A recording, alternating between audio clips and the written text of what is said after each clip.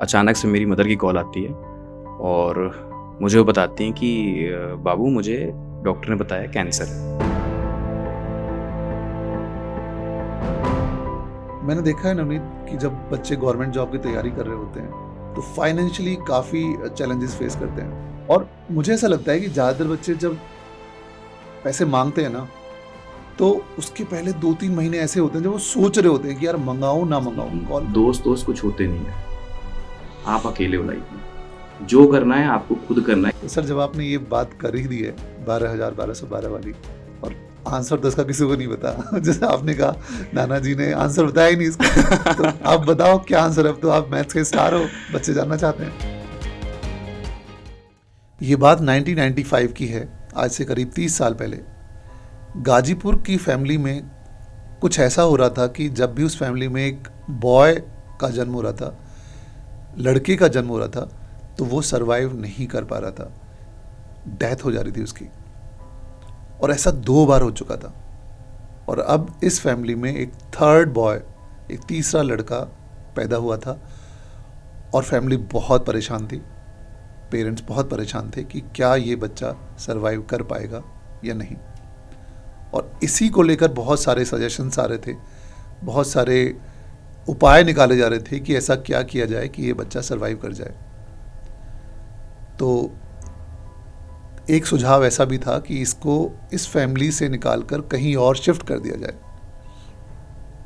तो डिसीजन लिया गया कि इस बच्चे को यहाँ माँ बाप से अलग करके, माता पिता से अलग करके नाना नानी के यहाँ शिफ्ट कर दिया जाए। और फिर उम्मीद की जा रही थी कि ऐसे ये बच्चा शायद सरवाइव कर जाएगा। और दोस्तों, यही बच्चा आज 30 साल बाद कॉम्पिटिटिव एग्ज़ाम्स के फील्ड में एक बहुत पॉपुलर, बहुत फेमस फैकल्टी बन चुके हैं। और शायद ही ऐसा कोई पेरेंट, ऐसा कोई बच्चा होगा जिन्होंने इनका नाम नहीं सुना होगा। जी हाँ दोस्तों, ये है हमारे viral maths fame Navneet sir.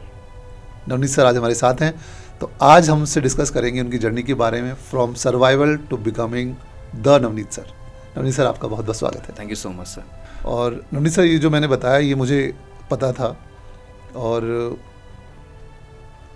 In fact मैं बहुत क्यूरियस था कि उसके बाद क्या हुआ। और मैंने सोचा कि इस बारे में आपसे बात करूंगा। फिर मैंने सोचा कि क्यों ना ये बात सबके सामने की जाए। बच्चे भी क्यूरियस हैं, बच्चों को शायद ये वाली चीज़ ना पता हो जो मैंने अभी बोली है, लेकिन जर्नी तो बहुत इंटरेस्टिंग रही होगी। And I am very curious कि फिर क्या हुआ। तो सर, जानना चाहूँगा कि आपकी अर्ली मेमोरीज क्या हैं जब आपने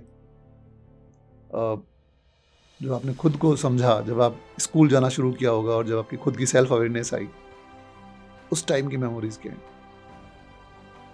सबसे पहले तो sir thank you so much for inviting me. मैं बहुत एक्साइटेड हूँ कि मुझे आपने यहाँ पर बुलाया और हमारा पॉडकास्ट शूट हो रहा है। मैं देख रहा था आप और भी लोगों के साथ कर रहे थे, तो मैं सोच रहा था मेरा नंबर कब आएगा। तो मैं बहुत ब्लेस्ड हूँ कि आपके साथ मौका मिला मुझे बात करने का।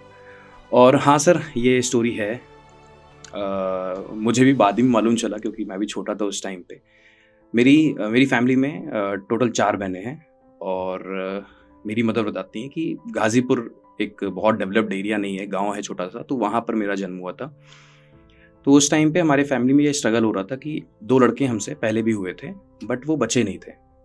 तो अब मदर के लिए तो उस ज़माने में लड़के का होना वैसे ही बहुत बड़ी बात हो जाती है कि यार लड़का होना चाहिए। तो इस वजह से उनको टेंशन थी कि लड़का हो ही नहीं रहा है, बच नहीं रहा है, तो क्या करना चाहिए। तो एज ए सजेशंस बहुत सारे आए, जैसे आपने बताया कि फिर इनको नानी नाना के यहाँ शिफ्ट कर देते हैं। तो सर ऐसा ही हुआ। मैं 1-2 साल का ही रहूँगा, तो मुझे मेरे नानी नाना के यहाँ शिफ्ट कर दिया गया था, जो कि सुल्तानपुर में रहते थे। और फिर मैं पूरी तरह से नानी नाना के यहाँ रहना शुरू किया। मेरे बचपन में मुझे बहुत सारी तकलीफ़ें भी हुई, जिसको लेकर के मेरे घर वाले डरते भी थे कि कहीं वही सिम्टम तो नहीं जिसकी वजह से बाकी लोग सर्वाइव नहीं कर पाए। कभी मुझे कोई टीबी की शिकायत हो जा रही है बचपन में, कभी जॉइंडिस हो जा रहा है, कभी फीवर आए दिन हो रहा है। तो मैं बहुत बहुत ज़्यादा सेंसिटिव चाइल्ड था अपने घर पे। और सर मुझे मेरे नानी नाना ने इतना प्यार दिया सर, इतना प्यार दिया, मतलब मैं मानता हूँ कि कोई माँ बाप भी अपने बच्चे को नहीं दे पाएगा। मतलब टफ है सर। मैं देखता था कि नानी नाना के जो बाकी उनके जो रिलेटिव्स होते थे वो बल्कि बोलते थे कि क्यों इतना कर रहे हो, क्या हो जाएगा, क्या ही मिलेगा तुम्हें इससे। बट उन्होंने जिस लेवल पर मुझे अफेक्शन शो किया, मैं भूल चुका था कि मतलब बड़े होने के बाद भी लोग बताते थे हाँ ये मम्मी पापा हैं, बट अगर वो मुझसे मिलने आए तो मुझे एज ए गेस्ट लगते थे वो। अगर मम्मी पापा आ रहे हैं मैं हाँ गेस्ट है, मतलब ऐसा नहीं था कि मैं मम्मी पापा को देख लिया जैसे आजकल के बच्चे हैं, जाहिर सी बात है मम्मी पापा को देख के खुश होंगे। मेरे लिए हाँ मम्मी पापा आए हैं, मम्मी पापा सिर्फ एक नाम था कि हाँ मम्मी पापा हैं, बट इन रियलिटी मेरे लिए नानी नाना ही मेरे लिए मम्मी पापा थे।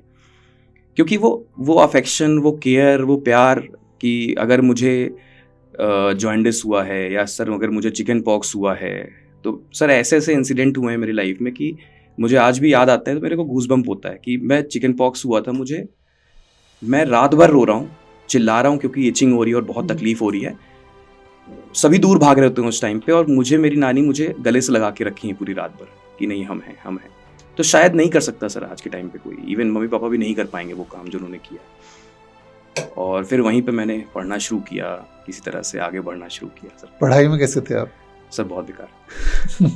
सर स्पेशली मैथ्स में कैसे थे? सर बहुत बेकार, सभी में बेकार था मैं। क्योंकि सर जब ज़्यादा प्यार मिल गया ना तो मुझे पढ़ाई का मतलब ही नहीं पता था क्या होता है। अब पढ़ना पड़ेगा, ये स्कूल है, नाना HL में थे तो हिंदुस्तान एरोनॉटिक्स लिमिटेड, तो वहाँ पर उनका स्कूल का कैंपस का अपना एक स्कूल था, तो वहाँ पर मेरी स्कूलिंग होना शुरू हुई। तो इतना मेरे लिए इतना प्रेशर नहीं था क्योंकि नाना एक अपर डिवीज़न में थे, तो मुझे इतना कंफर्ट था कि हाँ ठीक है बच्चा है। इस वजह से मैं पढ़ना चाह ही नहीं रहा था बिल्कुल, मुझे बस मस्ती चाहिए थी क्योंकि घर में भी इतना कंफर्ट था, प्यार था। तो पढ़ाई से लेकर के मुझे मतलब इतना कोई कनेक्शन नहीं था, कोई नाता नहीं था कि मुझे पढ़ना है। और आप मानोगे नहीं सर, मैं अगर स्कूल में जाऊं और 1 to 5 मतलब मेरी बहुत बुरी हाल रही है, मैम लोगों ने मुझे बहुत मार रखा है, बहुत डम रहा हूँ मैं। और मेरे स्कूल में अगर 100 में 40 मार्क्स आ रहे हैं, किसी तरह से मैं अगर जस्ट पास हो रहा हूँ, तो मैं घर में आके जब मैं रिपोर्ट कार्ड दिखाऊँ नाना नानी को तो नाना खुश हो जाएं, कह दें कि अरे तुम तो बहुत अच्छे नंबर से पास हो गए हो। तो मुझे 40 नंबर ही बहुत बड़े लगते थे क्योंकि बच्चों को क्या पता रिपोर्ट कार्ड का मतलब क्या है, वो तो फादर का रिएक्शन आता है ना कि यार ये तो बहुत बुरा है, तुम्हें और अच्छा करना चाहिए। मेरे घर में सब खुश ताली बजा रहे हैं, यार बाबू तुमने तो बहुत अच्छा किया, तुम तो बहुत अच्छे नंबरों से पास हो गए। मैं भी खुश घूम रहा हूँ कि मैंने बहुत अच्छे नंबर से पास हुआ हूँ।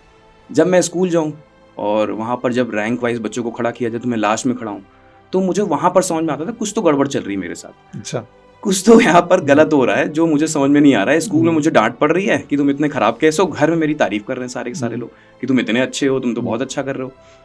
तो ये चीज़ थी उस टाइम पे कि हाँ कहीं ना कहीं मैं। तो फिर सब कैसे चेंज हुआ? मतलब मैथ्स में आपने बताया बहुत वीक थे, आज तो आप मैथ्स के इतने बड़े टीचर हैं सर। तो कैसे चेंज हुआ सब? सर पहले तो चेंज ऐसे ही हुआ कि 1 to 5 तो मेरी बहुत बुरी हालत रही और नाना पढ़ाना चाहते थे कि मैं पढ़ूं, बट मेरा था कि मुझे कार्टून देखना है। सर कार्टून नेटवर्क मेरे टाइम पर आया था, मैं बहुत खुश हुआ था उस टाइम पे कि चैनल पर अब कार्टून नेटवर्क मेरे को 24 घंटे कार्टून देखने को मिलेगा। तो पढ़ाई बाद में, कार्टून पहले, बट नाना थोड़ा सा सीरियस रहते थे उन चीज़ों को लेकर के। नाना हो गए, मामा हो गए, तो मुझे पढ़ाते थे बैठ करके कि पढ़ो पढ़ो पढ़ो, डांटते थे, समझाते थे कि पढ़ना ज़रूरी है। बट अगर मुझे सुबह उठ के स्कूल जाने का मन नहीं हो रहा तो मैं नानी से बोल दूँ नानी मेरा मन नहीं कर रहा है, तो नाना को डांट देती थी कि आज उसका मन नहीं कर रहा है, पेट दर्द कर रहा है, फीवर है, नहीं जाएगा। तो दोनों चीज़ें बैलेंस हो रही थी थोड़ा थोड़ा, बट नाना के एफर्ट के बावजूद मैं पढ़ाई नहीं करना चाह रहा था। बहुत मुश्किल से 2-3 चीज़ें याद करके किसी तरह से पहुंचता था स्कूल में। 1 to 5 तो बहुत बुरा हाल रहा। फिर जब क्लास 6 आई मेरी, तो क्योंकि मैं थोड़ा सा मैच्योर भी हो गया था। अब पहले क्या था, बचपन में जब मुझे टीचर डांटते थे, हाँ ठीक है डांट रहे हैं, मैं रो लूँगा, आंसू पोंछ लूँगा, शर्ट बाहर आ जाएगी, ठीक है कोई बात नहीं, मुर्गा बन जाऊँगा, सब ठीक है। क्लास 6 जब आई तो मुझे थोड़ा सा समझ में आना शुरू हुआ यार कि डांट पड़ रही है तो लोग हंस रहे हैं, मतलब बेइज्जती हो रही है, लड़कियां हंस रही हैं तुम्हारे ऊपर। तो और थोड़ा सा लगना शुरू हुआ है कि यार नहीं, डांट नहीं पड़नी चाहिए, मुझे कुछ तो करना होगा। और फिर उसी टाइम पर मेरी एक मैम है जिनका नाम मैं हमेशा लेता हूँ, गीता त्रिपाठी मैम, उनका आना हुआ और वो हिंदी और संस्कृत की टीचर थी। बाकी सारे टीचर मुझे फ्लॉप समझे, बेकार समझे, मुझे डांटे, मुझे मारे। मैं तो कहता था सर कि मुझे मारने के बाद ही क्लास की बेल शुरू होती थी, मुझे मारने के बाद ही क्लास ओवर होती थी। एक घंटी बन गया था मैं अपनी क्लासरूम की। तो चल रहा था सारा कुछ। तो मैम की एंट्री होती मेरी लाइफ में और उनको पता नहीं क्या था कि उनको लगता था कि मैं बहुत ब्राइट स्टूडेंट हूँ, पता नहीं उनको कैसे लगता था। मैं अगर क्लासरूम में लास्ट बेंच पे बैठा हूँ तो अगर क्लास में रीडिंग करवा रही हैं वो, तो मुझसे ज़रूर पढ़वाती थी, नवनीत तुम इस चैप्टर को रीड करो, स्टार्टिंग करो। या अगर नोटबुक सबमिट करा रही हैं तो लड़कियों की हैंड राइटिंग जनरली अच्छी होती है, तो लड़कियों के रो से एक साथ वो सारे बेंच की कॉपीज मंगा रही हैं और साथ ही साथ मुझसे भी मंगा रही हैं कि नवनीत की भी ले आओ। तो एक बच्चा आकर के नवनीत की नोटबुक लेके जा रहा है। उनका कहना था कि नवनीत बड़े बच्चों जैसा लिखता है। ऐसा कुछ भी नहीं था, जो कि 100% झूठ बात थी वो। बट क्यों कर रही थी, क्या कर रही थी, डेस्टिनी करवा रही थी उनसे कि क्या था, उनको जब मैं देखता था तो मुझे लगता था यार मैम मुझे इतना मानती हैं, इतना समझती हैं, तो मुझे पढ़ना चाहिए, कम से कम इन्हें बुरा ना लगे। अगर मैं ख़राब रहूँगा, स्कोर नहीं आएगा तो मैम को बहुत बुरा लगेगा। तो मैं हिंदी और संस्कृत को पढ़ना शुरू कर दिया। और सर आप मानोगे नहीं, मैं हिंदी संस्कृत में किसी तरह से 20-25 नंबर लाने वाला, मैं 99-98 स्कोर करना शुरू कर दिया। मतलब क्लास में हाईएस्ट स्कोर मेरा होता था। मेरी रीडिंग भी बहुत अच्छी हो गई, मेरी संस्कृत के सारे श्लोक मुझे याद हैं, कर्ता ने कर्ता को, ये सब जो होता था सब मैं रटा हुआ हूँ। मैम जब पूछ रही मैं तब सुना रहा हूँ, चल रही थी सारी चीज़ें। तो धीरे धीरे मुझे महसूस हुआ कि यार हिंदी संस्कृत अच्छा हो गया मेरा। मैं अपने क्लास में वन ऑफ द टॉपर्स में हूँ कि हाँ मेरी रैंक 1, 2, 3 चल रही है हिंदी संस्कृत में केवल। फिर जैसे से मैं बड़ा हुआ समझ में आया कि अगर हिंदी संस्कृत अच्छी हो सकती है तो बाकी सब्जेक्ट भी हो सकते हैं। फिर वो एक पार्ट था इंटरेस्ट डेवलपमेंट का, जिसको मैं हमेशा कहता हूँ कि पढ़ाई रटने से या प्रेशर से नहीं फील होती, या फिर आप नहीं करोगे जब तक आपको इंटरेस्ट ना आ जाए। तो वो मैंने पर्सनली एक्सपीरियंस किया है कि जब मेरा हिंदी और संस्कृत में इंटरेस्ट आ गया तो मैंने फिर बाकी जगहों पर भी वो अपना ध्यान देना शुरू किया, कि फिर मैंने मैथ्स पे भी काम करना शुरू किया, फिर मैंने साइंस पे भी काम करना शुरू किया, इंग्लिश पे भी काम करना शुरू किया। और अच्छी बात सबसे ज़्यादा ये रही कि सर 6th में भी वही मिली, 7th में भी वही मिली, फिर 8th में भी क्लास टीचर के रूप में भी वही मिल गई। तो उनका comfort through out the 3 years मेरे साथ बना रहा। और जो क्लास 6 में मुश्किल से पास होता था वो क्लास 10th में 90% स्कोरर बना। वाह। तो वहाँ से ट्रांसफॉर्म हुआ सर। ये जो ट्रांसफॉर्मेशन हुआ, ये आपने मैम को इम्प्रेस करने के लिए किया या फिर मैम का ट्रस्ट को जस्टिफाई करने के लिए, मैम इतना ट्रस्ट करती हैं भाई मुझे तो करना ही पड़ेगा? सर मैम, मैं बच्चों को भी यहाँ पर क्लियर कर दूं, बहुत सारे लोग कुछ भी सोच लेंगे इस बात पर। अच्छा हुआ आपने सवाल किया। मैम मेरी मदर की एज की थी, तो कुछ लोगों को लग सकता है अच्छा नवनीत सर मैम को इम्प्रेस कर रहे थे। मुझे उनको देख करके मतलब मदर वाली फील होती थी कि मैम मेरी एज ए मदर मुझे गाइड कर रही हैं, मुझे कंसोल कर रही हैं, समझा रही हैं, मैं रो रहा हूँ तो मुझे समझा रही हैं। तो मुझे वो फील हो गया था, वो अफेक्शन उनका फील हो रहा था। मुझे लगने लगा था कि मैम को एट एनी कॉस्ट मुझे बुरा फील नहीं होने देना है।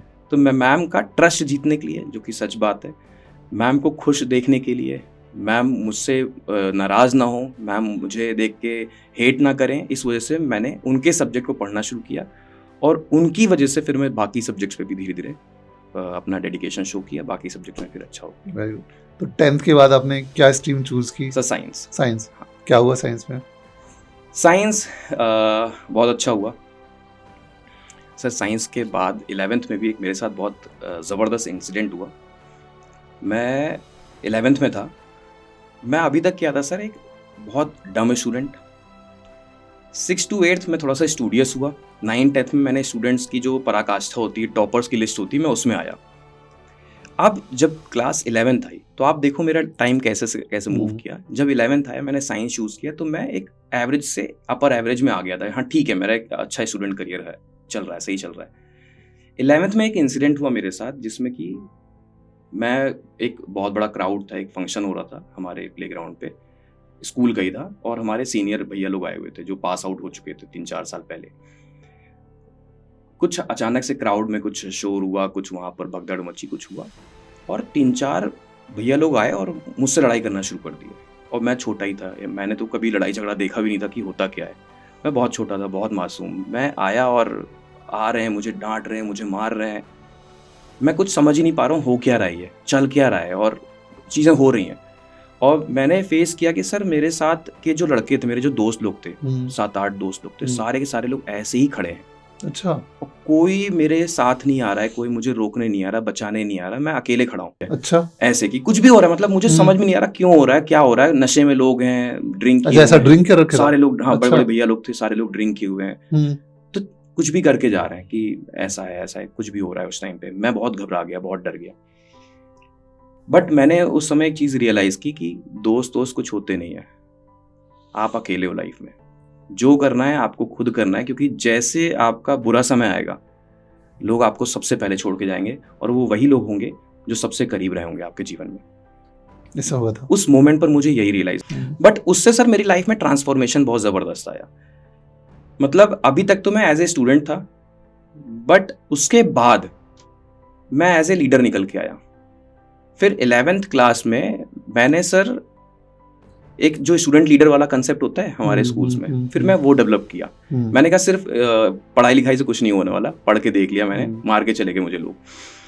ऐसा मतलब मुझे गालियां भी नहीं आती थी उस टाइम तक। तो मुझे लगा कि यार आपने सीखी फिर गाली अगर कोई मुझे मारने आएगा तो मैं ABCD तो नहीं बोलूंगा उसके सामने। कुछ तो होना चाहिए तुम्हारे पास, है ना, करेज होना चाहिए, तुम्हारे आवाज में दम होना चाहिए, तुम्हारी पर्सनैलिटी में वो ऑरा होना चाहिए कि कोई ऐसी भी कुछ भी नहीं करके जा सकता आपकी लाइफ में। तो थोड़ा सा वो जो एक रफ एंड टफ वाला फील था वो मेरे अंदर आया कि ऐसे हम है ना कि इतना सॉफ्ट बन के नहीं रहना है, जो एक चाणक्य भी कहते हैं कि जंगल में सीधे पेड़ सबसे पहले काटे जाते हैं। तो उस दिन मुझे वो स्टेटमेंट रियलाइज हुआ कि यार सीधे बन के भी नहीं रहना है लाइफ में।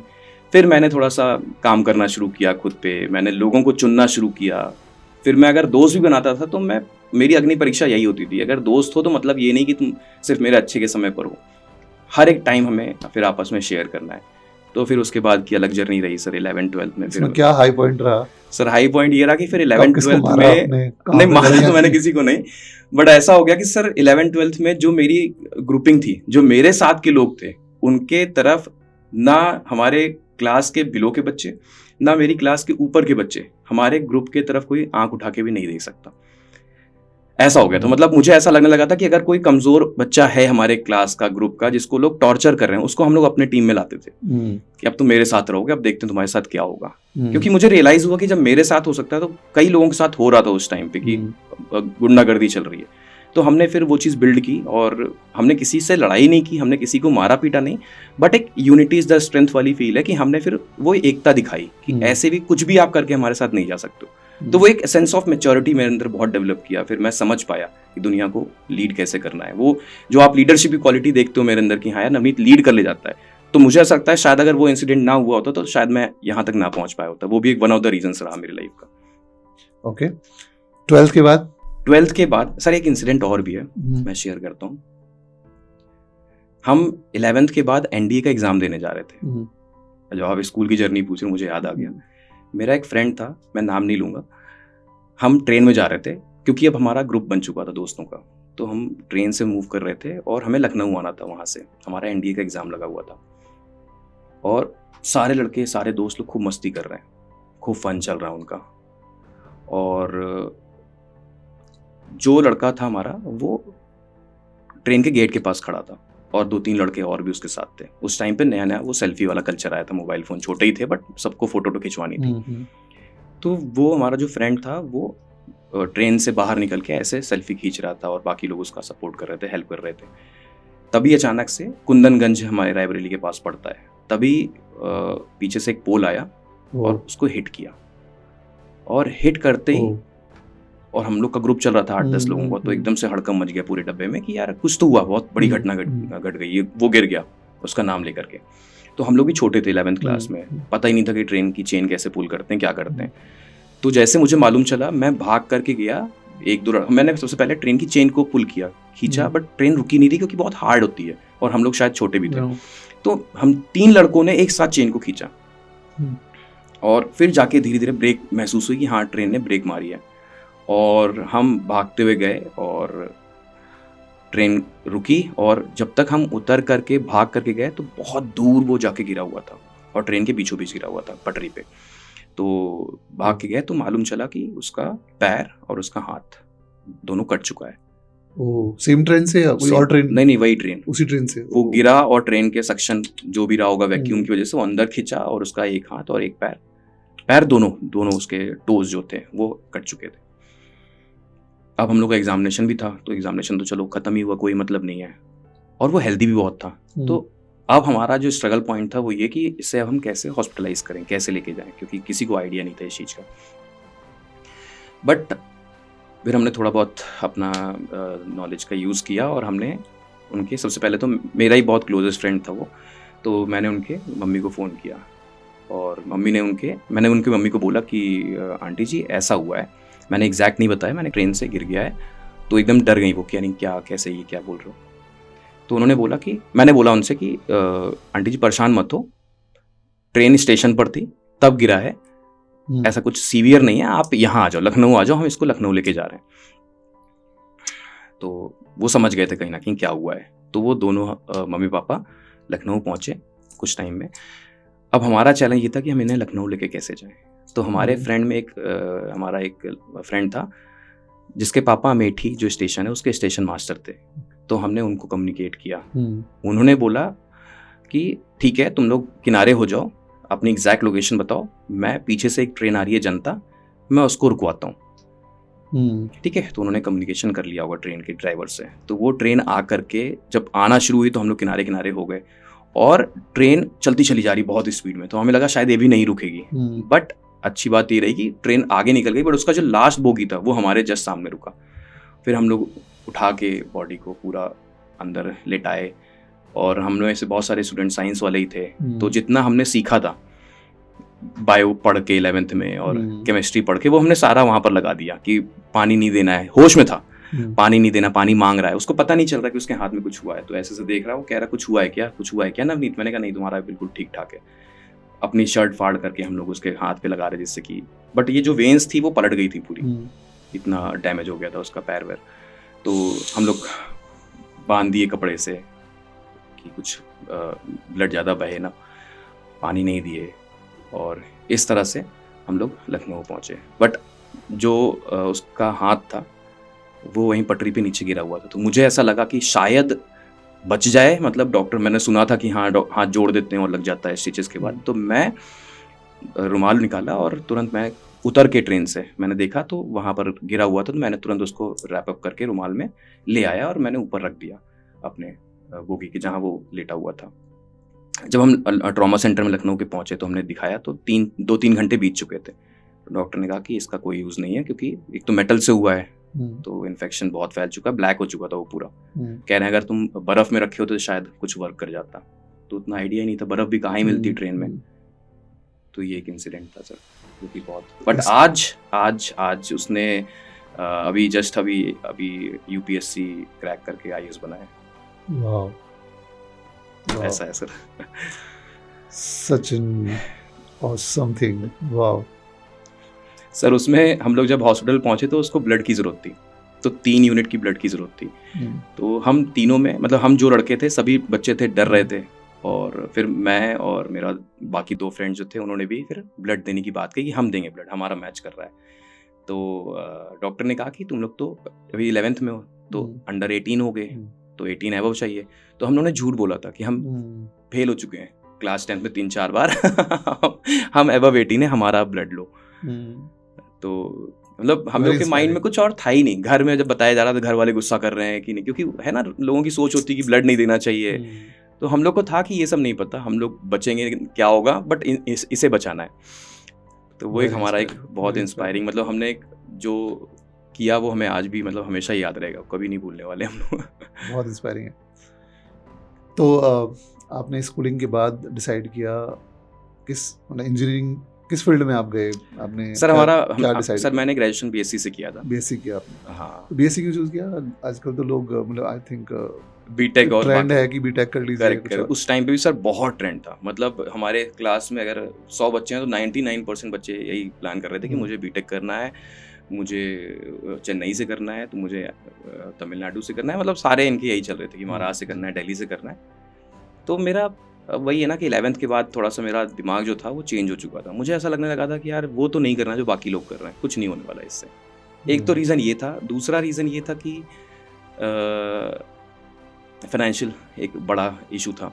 तो मैंने उस टाइम पे सोचा था कि मुझे अगर बीटेक करना है तो मैं अच्छे कॉलेज से करूं और मैं आकाश में कोचिंग करूं, वहाँ से मैं तैयारी करूं और अच्छा कॉलेज निकालूं, उसके बाद IIT नीट इनकी बात हम करेंगे, ऐसे नहीं, ऐसे कहीं जाके नहीं पैसा बड़ा ख़राब करना है। तो जब मैं कानपुर गया और काका देव की कोचिंग्स वहाँ पर होती थी मेडिकल की कह रहा हूँ IIT की, तो वहाँ पर फीस उनकी बहुत हाई थी। तो अगेन क्वेश्चन वही बना कि फ़ीस तो है ही नहीं, इतना हम फीस नहीं बियर कर पाएंगे क्योंकि कॉस्टिंग तो होगी।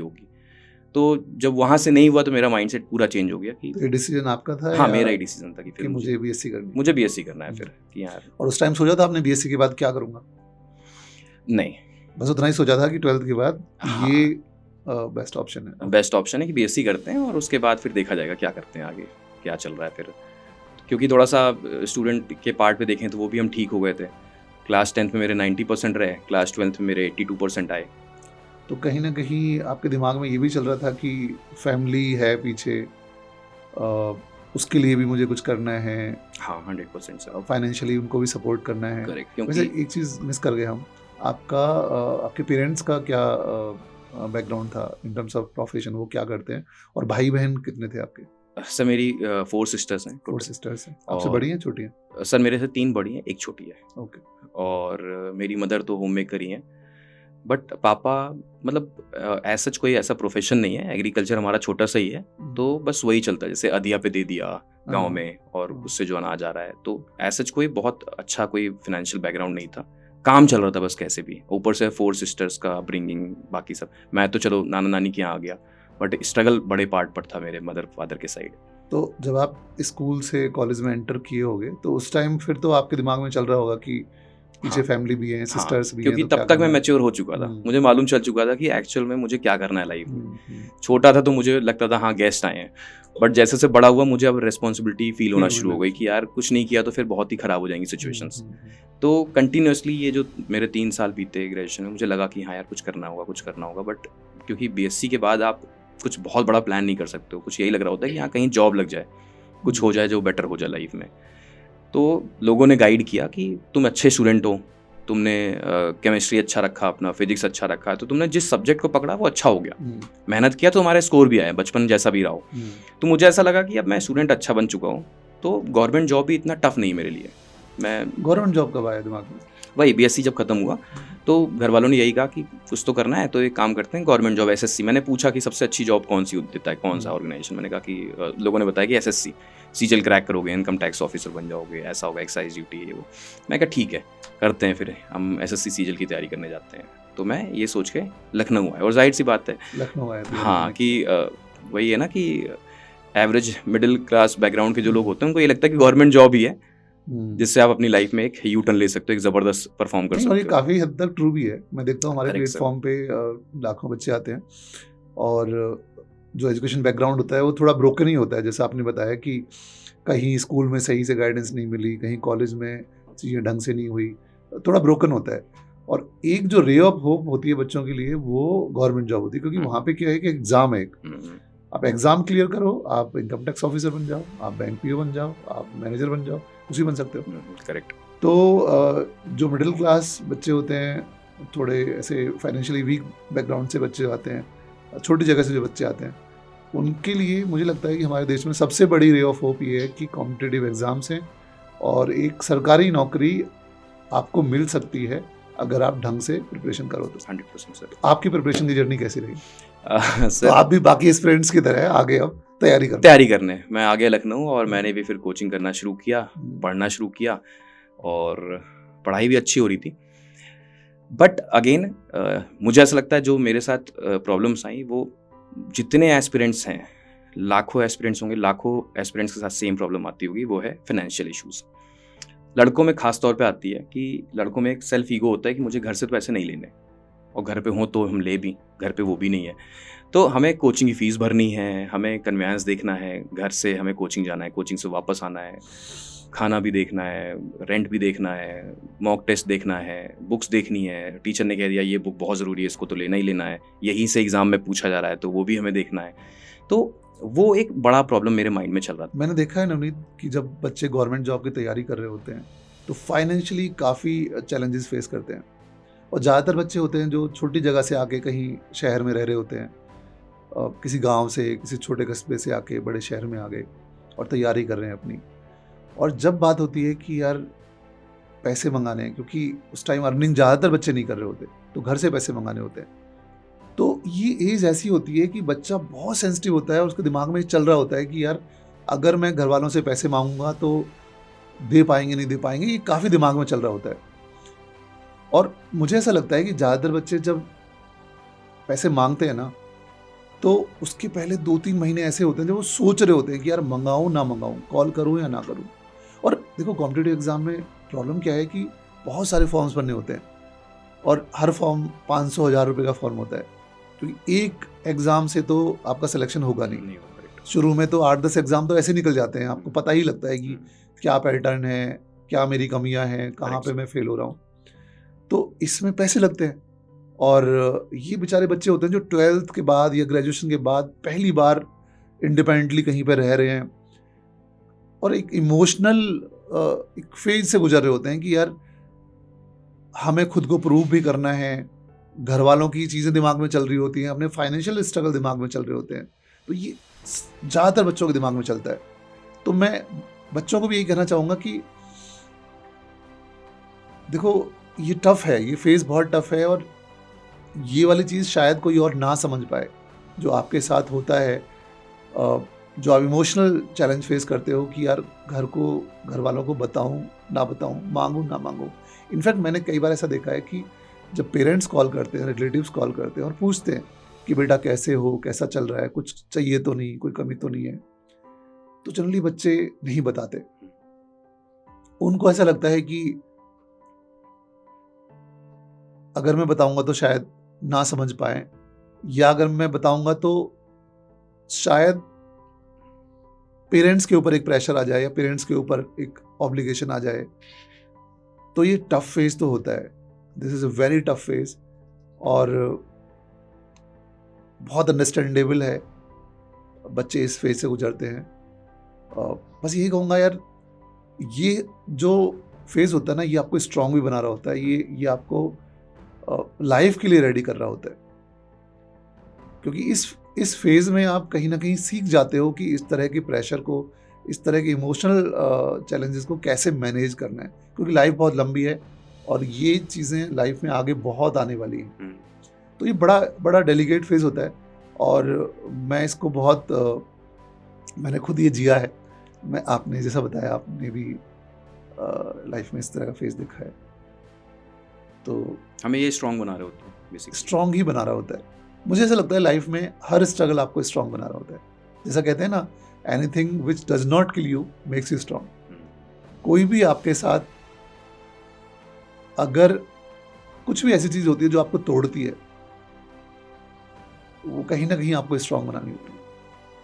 तो जैसे हम कोविड के टाइम पे, कोविड में वायरस था, राइट, एक वायरस था जिससे हम डरे हुए थे सब कि ये वायरस आएगा और ये मुझे किल कर देगा।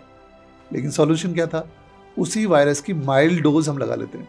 तो जब हमारी बॉडी में वो वायरस की माइल्ड डोज चली गई, तो बॉडी के अंदर वो रेजिस्टेंस डेवलप हो जाता है, इम्यूनिटी डेवलप हो जाती है कि यार अब इस वायरस से तो नहीं मरूंगा मैं। तो वो थोड़ा ज़्यादा भी आएगा तो वो मैं उसके लिए रेडी हूँ। तो ये छोटे छोटे स्ट्रगल जो होते हैं, ये एक इंसान को रेडी करते हैं आगे आने वाले बिग चैलेंजेस के लिए, बिग स्ट्रगल्स के लिए। तो डरे ना, हिम्मत रखें, आगे बहुत अच्छी जैसी चीज़ें होने वाली हैं, बहुत बढ़िया बढ़िया चीज़ें होने वाली हैं और चैलेंजेस तो आते ही रहेंगे। कैसे होगी तैयारी? तो हम तैयारी किए, तैयारी नो डाउट मैंने बहुत अच्छे से की। 5-6 महीने मैंने लग करके मेहनत की। फिर उसके बाद एसएससी के एग्ज़ाम्स दिए। एसएससी में थोड़ा सा ये भी दिक्कत रही कि कभी एग्ज़ाम हो रहा है, कभी कैंसिल हो जा रहा है, कभी प्री निकल रहा है, मेंस का हम तैयारी करने बैठ रहे हैं तो वो कैंसिल हो जा रहा है। पूरे स्टूडेंट क्राउड में बैठे हुए हैं दिल्ली में। तो वो एक फ़ेज़ आया। फिर लोगों ने बताया कि बैंक सबसे स्टेबल जॉब देता है, बैंक से बेहतर कुछ भी नहीं है। फिर बैंक में मैंने शिफ्ट किया खुद को। बैंक में मेरे मॉक्स अच्छा होना शुरू हो गए। एसबीआई क्लर्क मैंने पहला एग्ज़ाम दिया, पहले अटेम्प्ट में मेरा प्री क्वालिफाई हो गया। बट मेंस में फिर वही बात आ गई कि इतनी जल्दी आप अगर एसएससी से बैंक में स्विच कर रहे हो और थोड़ा थोड़ा प्रिपरेशन कर रहे हो, तो इससे आप इतनी आसानी से क्वालिफाई नहीं कर सकते। तो आपको शिद्दत से, डेडिकेशन के साथ आपको समर्पित होना पड़ेगा अपने आप को। प्रिपरेशन के टाइम पे आपका मैथ्स तो अच्छा रहा होगा। हाँ, तो प्रॉब्लम कहाँ पे आती थी? सर पढ़ते पढ़ते जब हम मॉक दें या कुछ भी हो तो मैथ्स तो मेरा हमेशा रहा अच्छा, और एग्ज़ाम भी मैं जब दूं तो स्कोर कार्ड आए तो मेरे मैथ्स में फुल स्कोर आए।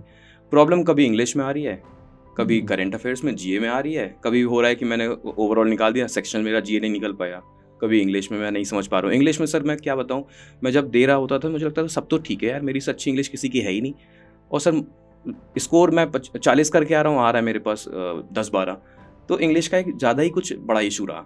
यूपी बोर्ड और बिहार बोर्ड, मतलब यूपी और बिहार के जो बच्चे हैं ना, सबसे ज़्यादा प्रॉब्लम आती है इंग्लिश में। मतलब मैं खुद अपने बैकग्राउंड का बताऊं तो मैं जब आईआईटी पहुंचा ये एग्ज़ाम क्लियर करके, तो आईआईटी में सारी पढ़ाई इंग्लिश में थी। मैं तो हिंदी मीडियम से आया था और टीचर भी इंग्लिश में पढ़ाते थे और बच्चे भी ज़्यादातर अच्छे बैकग्राउंड से आए थे, अलग अलग बड़े बड़े सिटीज़ के बड़े बड़े स्कूल से आए थे। कोई डीपीएस का पढ़ा हुआ है, कोई श्री राम स्कूल का पढ़ा हुआ है, कोई किसी का पढ़ा हुआ है।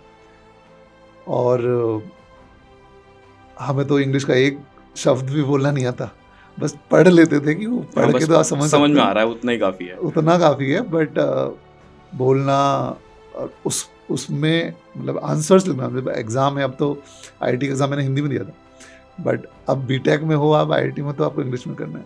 तो ये एक बहुत बड़ी समस्या है। बिल्कुल सही कहा आपने, ये बहुत बड़ा चैलेंज होता है यूपी बोर्ड या जो भी छोटी जगह से आते हैं, क्योंकि इंग्लिश जो है ना वो थोड़ा अलग है। जैसे मैथ्स थोड़ा लॉजिक है, बेसिकली मैथ्स प्रैक्टिकल है सर। बिल्कुल, आपका अगर क्वेश्चन सॉल्व हो रहा है, आंसर आ रहा है तो आंसर आ रहा है। जो अगर आपका 20 आए तो ऑप्शन में 20 दिख रहा है। इंग्लिश में क्या है, मुझे लग रहा है यहाँ पर इज होगा सर। हम लोग पढ़ते हैं सर, सिंगुलर के साथ इज लगता है, प्लूरल के साथ आर लगता है। सर इंग्लिश में जो क्वेश्चन आते हैं उसमें सिंगुलर के साथ पता नहीं कहाँ से आर लग रहा है। इतने एक्सेप्शन सर भरे हुए हैं, हम कैसे उसको याद करें? तो वो मिस्टेक मुझे लगती थी, यार यहाँ पर तो इज होना चाहिए, मैं टिक कर रहा हूँ, पता चल रहा है उसका कुछ और आंसर है। तो इंग्लिश तो एक बड़ा फैक्टर रहा। बेसिकली इतना वो नहीं होता, लेकिन हमारा बैकग्राउंड नहीं होता ना वैसा। वही इस वजह से उसमें चैलेंजेस आते हैं। तो इंग्लिश आपका मेन चैलेंज, पेन पॉइंट रहा मेरा। हाँ, ओके। फिर फाइनली हुआ, किसी में नहीं हुआ? नहीं, सिलेक्शन तो किसी में नहीं हुआ। तो देखो, मैं ऐसे सोच रहा था कि अभी कई बार बच्चे खुद को जज कर रहे होते हैं कि एक एग्जाम में नहीं हुआ तो मेरा कुछ नहीं हो सकता, या मैं किसी लायक नहीं हूँ, या मैं कुछ लाइफ में बड़ा नहीं कर सकता। आज नवनीत सर इतने बड़े नाम हैं कॉम्पिटिटिव एग्जाम्स के फील्ड में। मुझे नहीं लगता कि कोई ऐसा बच्चा होगा, पेरेंट होगा, जिसने आपका नाम नहीं सुना होगा, जो आपको जानता नहीं होगा। तो मैं जस्ट वो सोचने की कोशिश कर रहा था कि एक टाइम था जब एसएससी में आपका सिलेक्शन नहीं हुआ और बाद में उसमें जो भी चैलेंजेस रहे, फिर आपने बैंकिंग के एग्जाम्स दिए, वहां पे भी नहीं हुआ, उसके बाद भी आप बहुत सक्सेसफुल हैं। ये सभी बच्चों के लिए मैसेज है कि कोई भी फेलियर इतनी फैटल नहीं है जो आपका फ्यूचर डिसाइड करती हो कि यार ये फेल हो गया तो अब मैं नहीं कर सकता। और इसका रिवर्स भी ट्रू है, कोई भी सक्सेस भी इतनी बड़ी नहीं है कि जो आपका अगेन फ्यूचर डिसाइड कर सके। दोनों ही चीज़ें लाइफ का पार्ट है, सक्सेस भी फेलियर भी, दोनों आती हैं। सक्सेस से ज़्यादा मुझे लगता है लोग फेलियर से सीखते हैं। करेक्ट। जब आप फेल हो रहे होते हो, जैसे आपने जो भी एग्जाम्पल बताए, जब बच्चे आपको पीट रहे थे या आप मैथ्स में अच्छे नहीं थे, फेलियर से जब इंसान सीखता है, that is life long learning. Correct sir, वो कहते हैं कि यार single piece of paper can not decide your future. True. तो ये सच है। आपने बिल्कुल सही प्रूव किया है। तो क्या हुआ? ठीक है, एग्जाम्स में नहीं हुआ तो आपने हार नहीं मानी लाइफ में? नहीं, क्या सोचा? मैं मानता हूँ सर कि आप अपना आज देखते हो, आप अपना कल देखते हो। मैक्सिमम एक इंसान अपना आज देखता है या फिर कल देखता है। ईश्वर आपका पूरा भविष्य देखता है, पूरा जीवन देखता है। True. तो उसे पता होता है कि मुझे तुझे क्या देना है। तो सबसे पहली लर्निंग तो यही है कि कभी हार नहीं माननी है, कभी परेशान नहीं होना है। आप अगर आपके लाइफ में अगर स्ट्रगल चल रहा है तो आप ब्लेस्ड हो। जिनके लाइफ में स्ट्रगल नहीं है उनसे शायद ईश्वर नाराज है, क्योंकि जब आपके जीवन में स्ट्रगल चल रहा होता है तो आप ये मान के चलो कि ईश्वर आपकी परीक्षा ले रहा है और मुझे इसमें अव्वल होना है, मुझे इसमें सफल होना है। क्योंकि अगर आप इसमें सफल हो गए तो ईश्वर के पास अथाह दौलत है, अथाह सफलता है आपको देने के लिए। और अगर आपके जीवन में स्ट्रगल नहीं तो एक बार ऊपर देख के पूछ लो कि मुझ पर से भरोसा उठ गया क्या तुम्हारा? दो, मैं चैलेंज लेने को तैयार बैठा हूँ। तो वो मेरे ब्लड में, मेरे डीएनए में, कि मैं चैलेंजेस फेस करना बहुत पसंद करता हूँ अपने लाइफ में। वहाँ से फिर जब मैं प्रिपरेशन करने के बाद मैंने देखा कि यार चीज़ें नहीं हो रही है। एक मिनट, इसी में नवनीत एक और चीज़ पूछना चाहूँगा कि जब ये सब आप कर रहे थे तो उस टाइम, क्योंकि आप घर में अकेले लड़के हो, 4 बहनें भी हैं आपकी, और जैसा आपने बताया कि पेरेंट्स का भी कुछ ऐसा कुछ फाइनेंशियल बैकग्राउंड इतना सॉलिड नहीं है, तो कहीं ना कहीं आपके ऊपर अर्निंग वाला भी प्रेशर बन रहा होगा कि मुझे अब घर में कुछ इनकम लानी है। तो वो किस तरह इम्पैक्ट कर रहा था आपको? हाँ, वही मैं बताने आ रहा था इसके आगे कि पहले तो एक सिलेक्शन मेरे नहीं हुए और फिर मुझे ऐसा लगा कि यार ऐसे तो काम नहीं चलने वाला है, क्योंकि मैं घर से कुछ मंगा नहीं रहा हूँ पैसे, बट घर को भी तो मेरी नीड है, घर को भी फाइनेंशियली सपोर्ट करना है। और सर एक चीज़ और है, यहाँ पे मैं 2 फैमिली से जुड़ गया, अपने मम्मी पापा के साइड और अपने नानी नाना के साइड। अब मेरे सर कहते हैं ना कि जिम्मेदारी एक लौती ऐसी चीज़ है जो दी नहीं जाती, केवल ली जाती है। तो मैं ले रहा होता हूँ। बहुत सारे बच्चे हो सकते हैं, उनको क्या फ़र्क पड़ रहा है, नानी नाना ने पाल पोस के बड़ा कर दिया, मुझे उनको क्यों देखना है। बट मेरे माइंड में हमेशा रहता है कि इधर से मेरे लिए मम्मी पापा हैं और इधर से मेरे नाना नानी हैं, दोनों को मुझे सपोर्ट करना है। तो मेरे माइंड में जो प्रेशर था वो बाकियों से दोगुना था। तो मुझे ऐसा लगता था कि यार जल्दी कुछ करना है, और ऐसे प्रिपरेशन की जर्नी मैं देख रहा हूँ 2-2 3-3 साल से लोग प्रिपरेशन कर रहे हैं, उनका नहीं हो रहा है, तो मेरा कैसे हो जाएगा। मैं तो इतना डेडिकेटेड भी नहीं हो पा रहा हूँ, मेरे माइंड में तो एक वो भी इशू चल रहा है। तो मैंने कहा मुझे कुछ तैयारी करनी पड़ेगी, कुछ मुझे काम करना पड़ेगा बाहर निकल के। तो अगेन जब मैं एग्जाम्स दे रहा हूँ, मॉक दे रहा हूँ, तो मेरे मैथ्स का स्कोर अच्छा जा रहा था, और बचपन से मुझे पढ़ाने का था कि यार मुझे अच्छा लग रहा है पढ़ाना, मुझे एक्सप्लेन करने में चीज़ें अच्छी लग रही। तो मैंने ऑफलाइन कोचिंग ज्वाइन की वहाँ पर। ऑफलाइन कोचिंग जब मैंने ज्वाइन की, तो जो बच्चों का क्राउड का जो प्यार मिलना शुरू हुआ, जिस तरह से मैंने कंसेप्ट्स को मैथ्स के बताना शुरू किया, मैं एकाएक लखनऊ में एक बहुत बड़ा नाम हो गया। यार कितने अच्छे सर हैं नवनीत सर। अच्छा। इवन मेरे जो कोचिंग के डायरेक्टर थे वो बोलते थे कि अपनी एज को हमेशा छोटी बताना, मतलब बड़ी बताना, छोटी बताओगे तो बच्चे तुमसे फिर कनेक्ट नहीं करेंगे, अरे मेरे से छोटा एज का बच्चा कैसे मुझे पढ़ा सकता है। तो हमेशा बताना कि तुम बहुत सीनियर हो, तुम बहुत बड़े हो। तो ऐसे से मैंने पढ़ाना शुरू किया, और वहाँ से अर्निंग आती, जो भी अर्निंग आती, कुछ 8-9 हज़ार रुपये मैं अर्निंग कर रहा था उस टाइम पे। उससे मैं अपना खुद का खर्चा, रेंट, और जो बचता था मैं नानी का दवाई और मम्मी पापा को सपोर्ट, जितना भी हो पा रहा था, मतलब मैं सिर्फ अपना छोटा सा हिस्सा निकालता था कि यार इतने में मेरा महीना निकल जाएगा। हाँ निकल जाएगा, बाकी जितना भी रिमेनिंग अमाउंट है मुझे सबको डिस्ट्रीब्यूट कर देना है, जिसको भी उस टाइम पर नीड है। तो यहाँ से मैंने फिर पढ़ाना शुरू किया अपनी कोचिंग में ऑफलाइन। यहाँ से आपकी पढ़ाई की शुरुआत हुई। ऐसे मैं टीचर बना फिर। और जैसे ही आप ऑफलाइन में आपने पढ़ाना शुरू किया, आप बहुत जल्दी से आप बता रहे हैं, बहुत जल्दी स्टार बन गए आप, हाँ पॉपुलर हो गए बच्चों ये में। तो हुआ। हाँ हुआ ऐसा? ऐसा तो हुआ, फिर मुझे बहुत मज़ा आने लगा, क्योंकि कोचिंग भी बहुत बड़ी थी वो, और मतलब मैं ब्लेस्ड हूँ अगेन उन सर का कि मुझे मौका मिला वहाँ पर। क्योंकि मुझे है ना सर कि आपके अंदर कितना पोटेंशियल है, ये तब तक नहीं पता चलेगा आपको जब तक लोग नहीं होंगे आपको बताने वाले। अगर आप कितना भी अच्छा सिंगिंग करते हो, आप बंद कमरे में सिंगिंग करते रहो, क्या ही मतलब है उस चीज़ का। तो मुझे प्लेटफॉर्म मिला, मुझे क्राउड मिला, मैं 200-250 बच्चों को पढ़ा रहा हूँ, माइक लगा हुआ है, और सुबह 6 बजे बच्चों को पढ़ाना शुरू किया। ठंड बहुत ज़बरदस्त कोहरा पड़ रहा है, उसके बाद भी पूरा हॉल भरा हुआ है।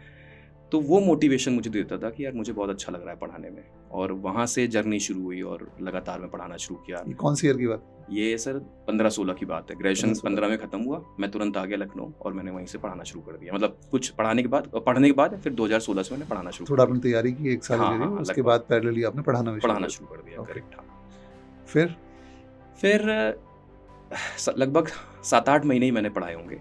अच्छा लग रहा था, मज़ा आ रही थी, बट अगेन एक जो पेन पॉइंट था वो यही था कि सैलरी नहीं बढ़ सकती, ऑफलाइन में सैलरी बहुत कम होती थी। अब बच्चों के प्यार की वजह से हम रुके हुए थे कि यार मज़ा तो आ रहा है ना सर। वो चीज़ है कि आपको वो चाहिए जो आपको मतलब वो चीज़ आपको मिल गई जो आपको चाहिए था, तो अंदर से तो था ही, डेस्टिनी शायद यही चाह रही हो कि तुम टीचर बनो।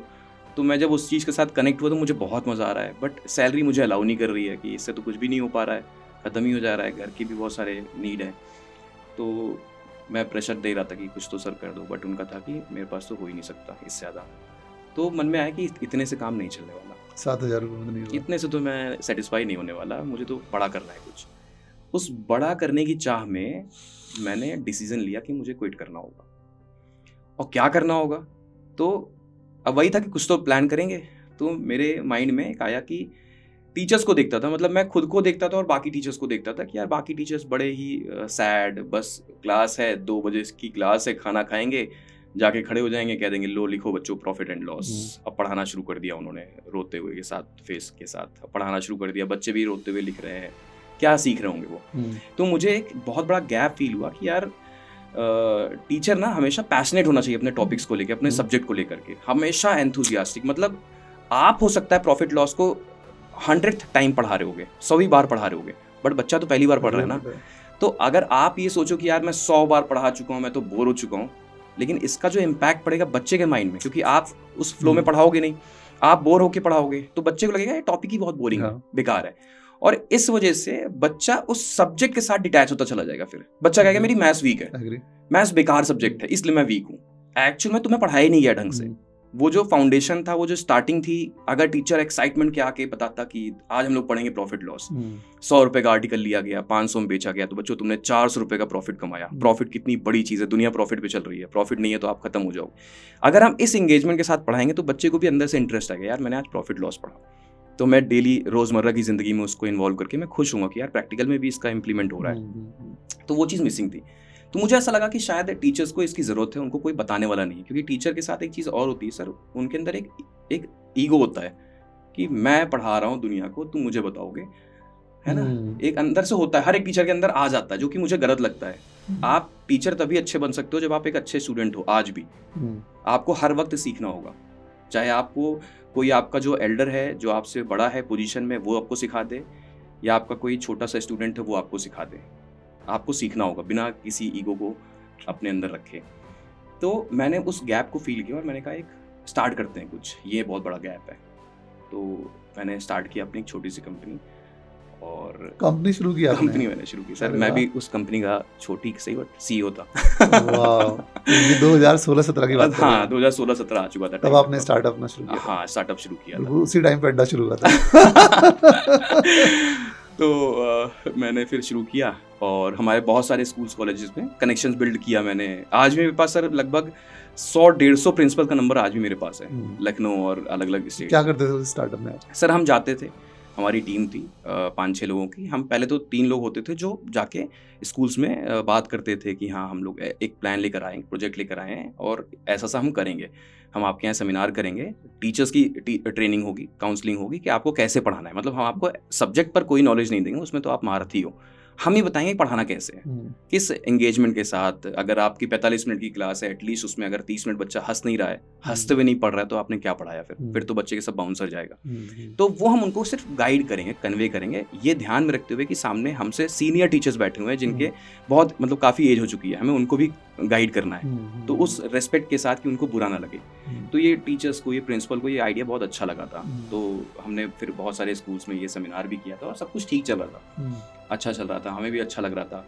उसी में साइड में हमने ये भी शुरू किया, जैसे ये हो गया इतना अब स्कूल्स के साथ कनेक्शंस, तो हमें गैप ये भी फील हुआ कि टीचर्स का स्कूल्स में इंटरेक्शन नहीं हो पाता एज ए जॉब के पार्ट पे। कि जैसे मान लो स्कूल में वैकेंसी है तो टीचर को पता ही नहीं चल पा रहा है, टीचर्स रिज्यूमे डाल रहा है, रिज्यूमे 10,000 पड़ी हुई है स्कूल के पास, वो एलिजिबल कैंडिडेट मिल नहीं पा रहा उनको। तो हमने फिर सेकेंड पार्ट बी में हमने ये भी स्टार्ट कर दिया था कि हमारे पास लिस्ट ऑफ टीचर्स होगा, हमारे पास ऑलरेडी लिस्ट ऑफ स्कूल्स है, हमने वेबसाइट बना दी, हमने फिर कनेक्शंस बिल्ड करना शुरू कर दिया और हम टीचर्स को ट्रेन करने लगे थे अपने ऑफिस से भी, एक स्मॉल फीस के साथ हम उनको ट्रेन करेंगे और स्कूल में हम उनको भेजेंगे। हमारी रिस्पॉन्सिबिलिटी ये होगी कि स्कूल आपको इंटरव्यू जरूर करेगा, अगर आप नॉर्मली जाओगे तो हो सकता है आपका रिज्यूम लेकर के वो छोड़ दे, बट हमारा एक कनेक्शन है तो हम ट्रेन करके भेजेंगे तो स्कूल का एक ट्रस्ट होगा। बाकी की थ्योरी आपकी खुद की होगी कि आपको कैसे कन्विंस करना है स्कूल। तो सब कुछ अच्छा चल रहा था, मुझे बहुत मजा आ रहा था, हर दिन कुछ नया नया हो रहा था, तो करते रहे। बट कोविड आया और कोविड के बाद तो सर ऐसा ब्लंडर हुआ, सारे स्कूल्स बंद, सारे कॉलेजेस बंद, हमारे ऑफिस में कोई काम नहीं। जो फिर अब क्या हुआ? सर सारे एम्प्लॉइज होंगे, इतने सारे सर बहुत तो नहीं थे, बट हाँ ऑफिस का जो खर्चा था वो, प्लस जो एम्प्लॉइज थे, जो ट्रेनिंग हम दे रहे हैं जो भी है, तो उनका कुछ, उनकी जो सैलरी है वो रुकी, मतलब लाखों रुपए का आ गया आपके ऊपर एकाएक। मतलब मैं यही सोच रहा था कि कुछ नहीं था, कुछ किया, फिर कुछ हुआ कि हाँ बेहतर होगा, फिर मुझे लगा, जब मैंने कोचिंग ज्वाइन की मुझे लगा अब कुछ बेहतर होगा, फिर वहाँ से मैंने ड्रॉप किया कि सैलरी नहीं अच्छी नहीं है, फिर मैंने ये शुरू किया, फिर कोविड आया, फिर ये स्टेप बैक आया, फिर से मुझे लोन जो मेरे ऊपर चढ़ गया है, कर्जा चढ़ गया है कि भाई इन लोग की सैलरी भी देनी है, ऑफिस रेंट देना है। क्योंकि सर एक चीज़ और थी कोविड में, मैं क्यों डिले कर रहा था चीज़ों को, हम ये भी कर सकते थे आज कोविड स्टार्ट हुआ, कल हम कॉल ऑफ कर दें, आज से आप लोग की सैलरी खत्म, मेरे ऊपर कोई लोड नहीं। प्रॉब्लम क्या आ रही है कि मैं अभी भी पॉजिटिविटी के साथ हूँ, अरे 1 महीने की बात है, कोविड तो खत्म हो जाएगा, 2 महीने के बाद है, 3, क्योंकि अंदर से होप था कि कितना अच्छा चल रहा है, इसको हम कैसे एक बार में शट डाउन कर दें। तो 3 महीने भैया सर रुक जाओ, अभी हम अगले महीने आपका कर देंगे, अभी आप कोशिश करो। हम रेंट वाला भी कह रहे हैं कि भैया अभी ओनर को हम कह रहे हैं कि रुक जाओ, 2 महीने बाद हम आपका रेंट दे देंगे, हम ऑफिस भी नहीं हटा रहे हैं। तो ऐसे करते करते 3, 4, 5, 6 महीने बीत गए और ये होता रहा कि होप है सही हो जाएगा, बट नहीं हुआ। तो 5-6 महीने का बर्डन आया कि अब तो हो गया लाखों रुपए, अब तो रेंट वाला भी कह रहा भाई अब तो तुझे देना पड़ेगा, तो अब क्या करते? तो something is better than nothing. जब सब कुछ माइंड से गायब, ब्लैंक, कि अब तो बर्बाद है, अब तो नहीं पता कि नेक्स्ट मॉर्निंग क्या होने वाला है मेरे साथ, फिर मुझे समझ में आया कि वापस से मुझे अपने फील्ड पे उतरना पड़ेगा, मुझे वापस से पढ़ाना पड़ेगा। यही एक चीज़ है जो मुझे वापस से थोड़ा कुछ दे सकती है। तो मैंने उस टाइम पे होम ट्यूशन्स पकड़े, क्योंकि होम ट्यूशन्स में बच्चा तो घर पे, स्कूल ऑफ ऑनलाइन चल रहे हैं, तो मैंने फिर घर जाके पढ़ाना शुरू किया, जो कि बहुत रेस्ट्रिक्शंस थे। हाँ, फिर मैंने घर जाके होम ट्यूशन्स पढ़ाना शुरू किया। 6th 7th 8th के बच्चे मिले, वहाँ से चीज़ें थोड़ा सा स्टेबल हुई। जो भी आ रहा है पैसा, मुझे लग रहा कि हाँ कुछ बचा के वापस जितने लोगों का बचा हुआ है मैं उनको दे दूँ। फिर धीरे धीरे करते करते कोविड थोड़ा सा ख़त्म हुआ।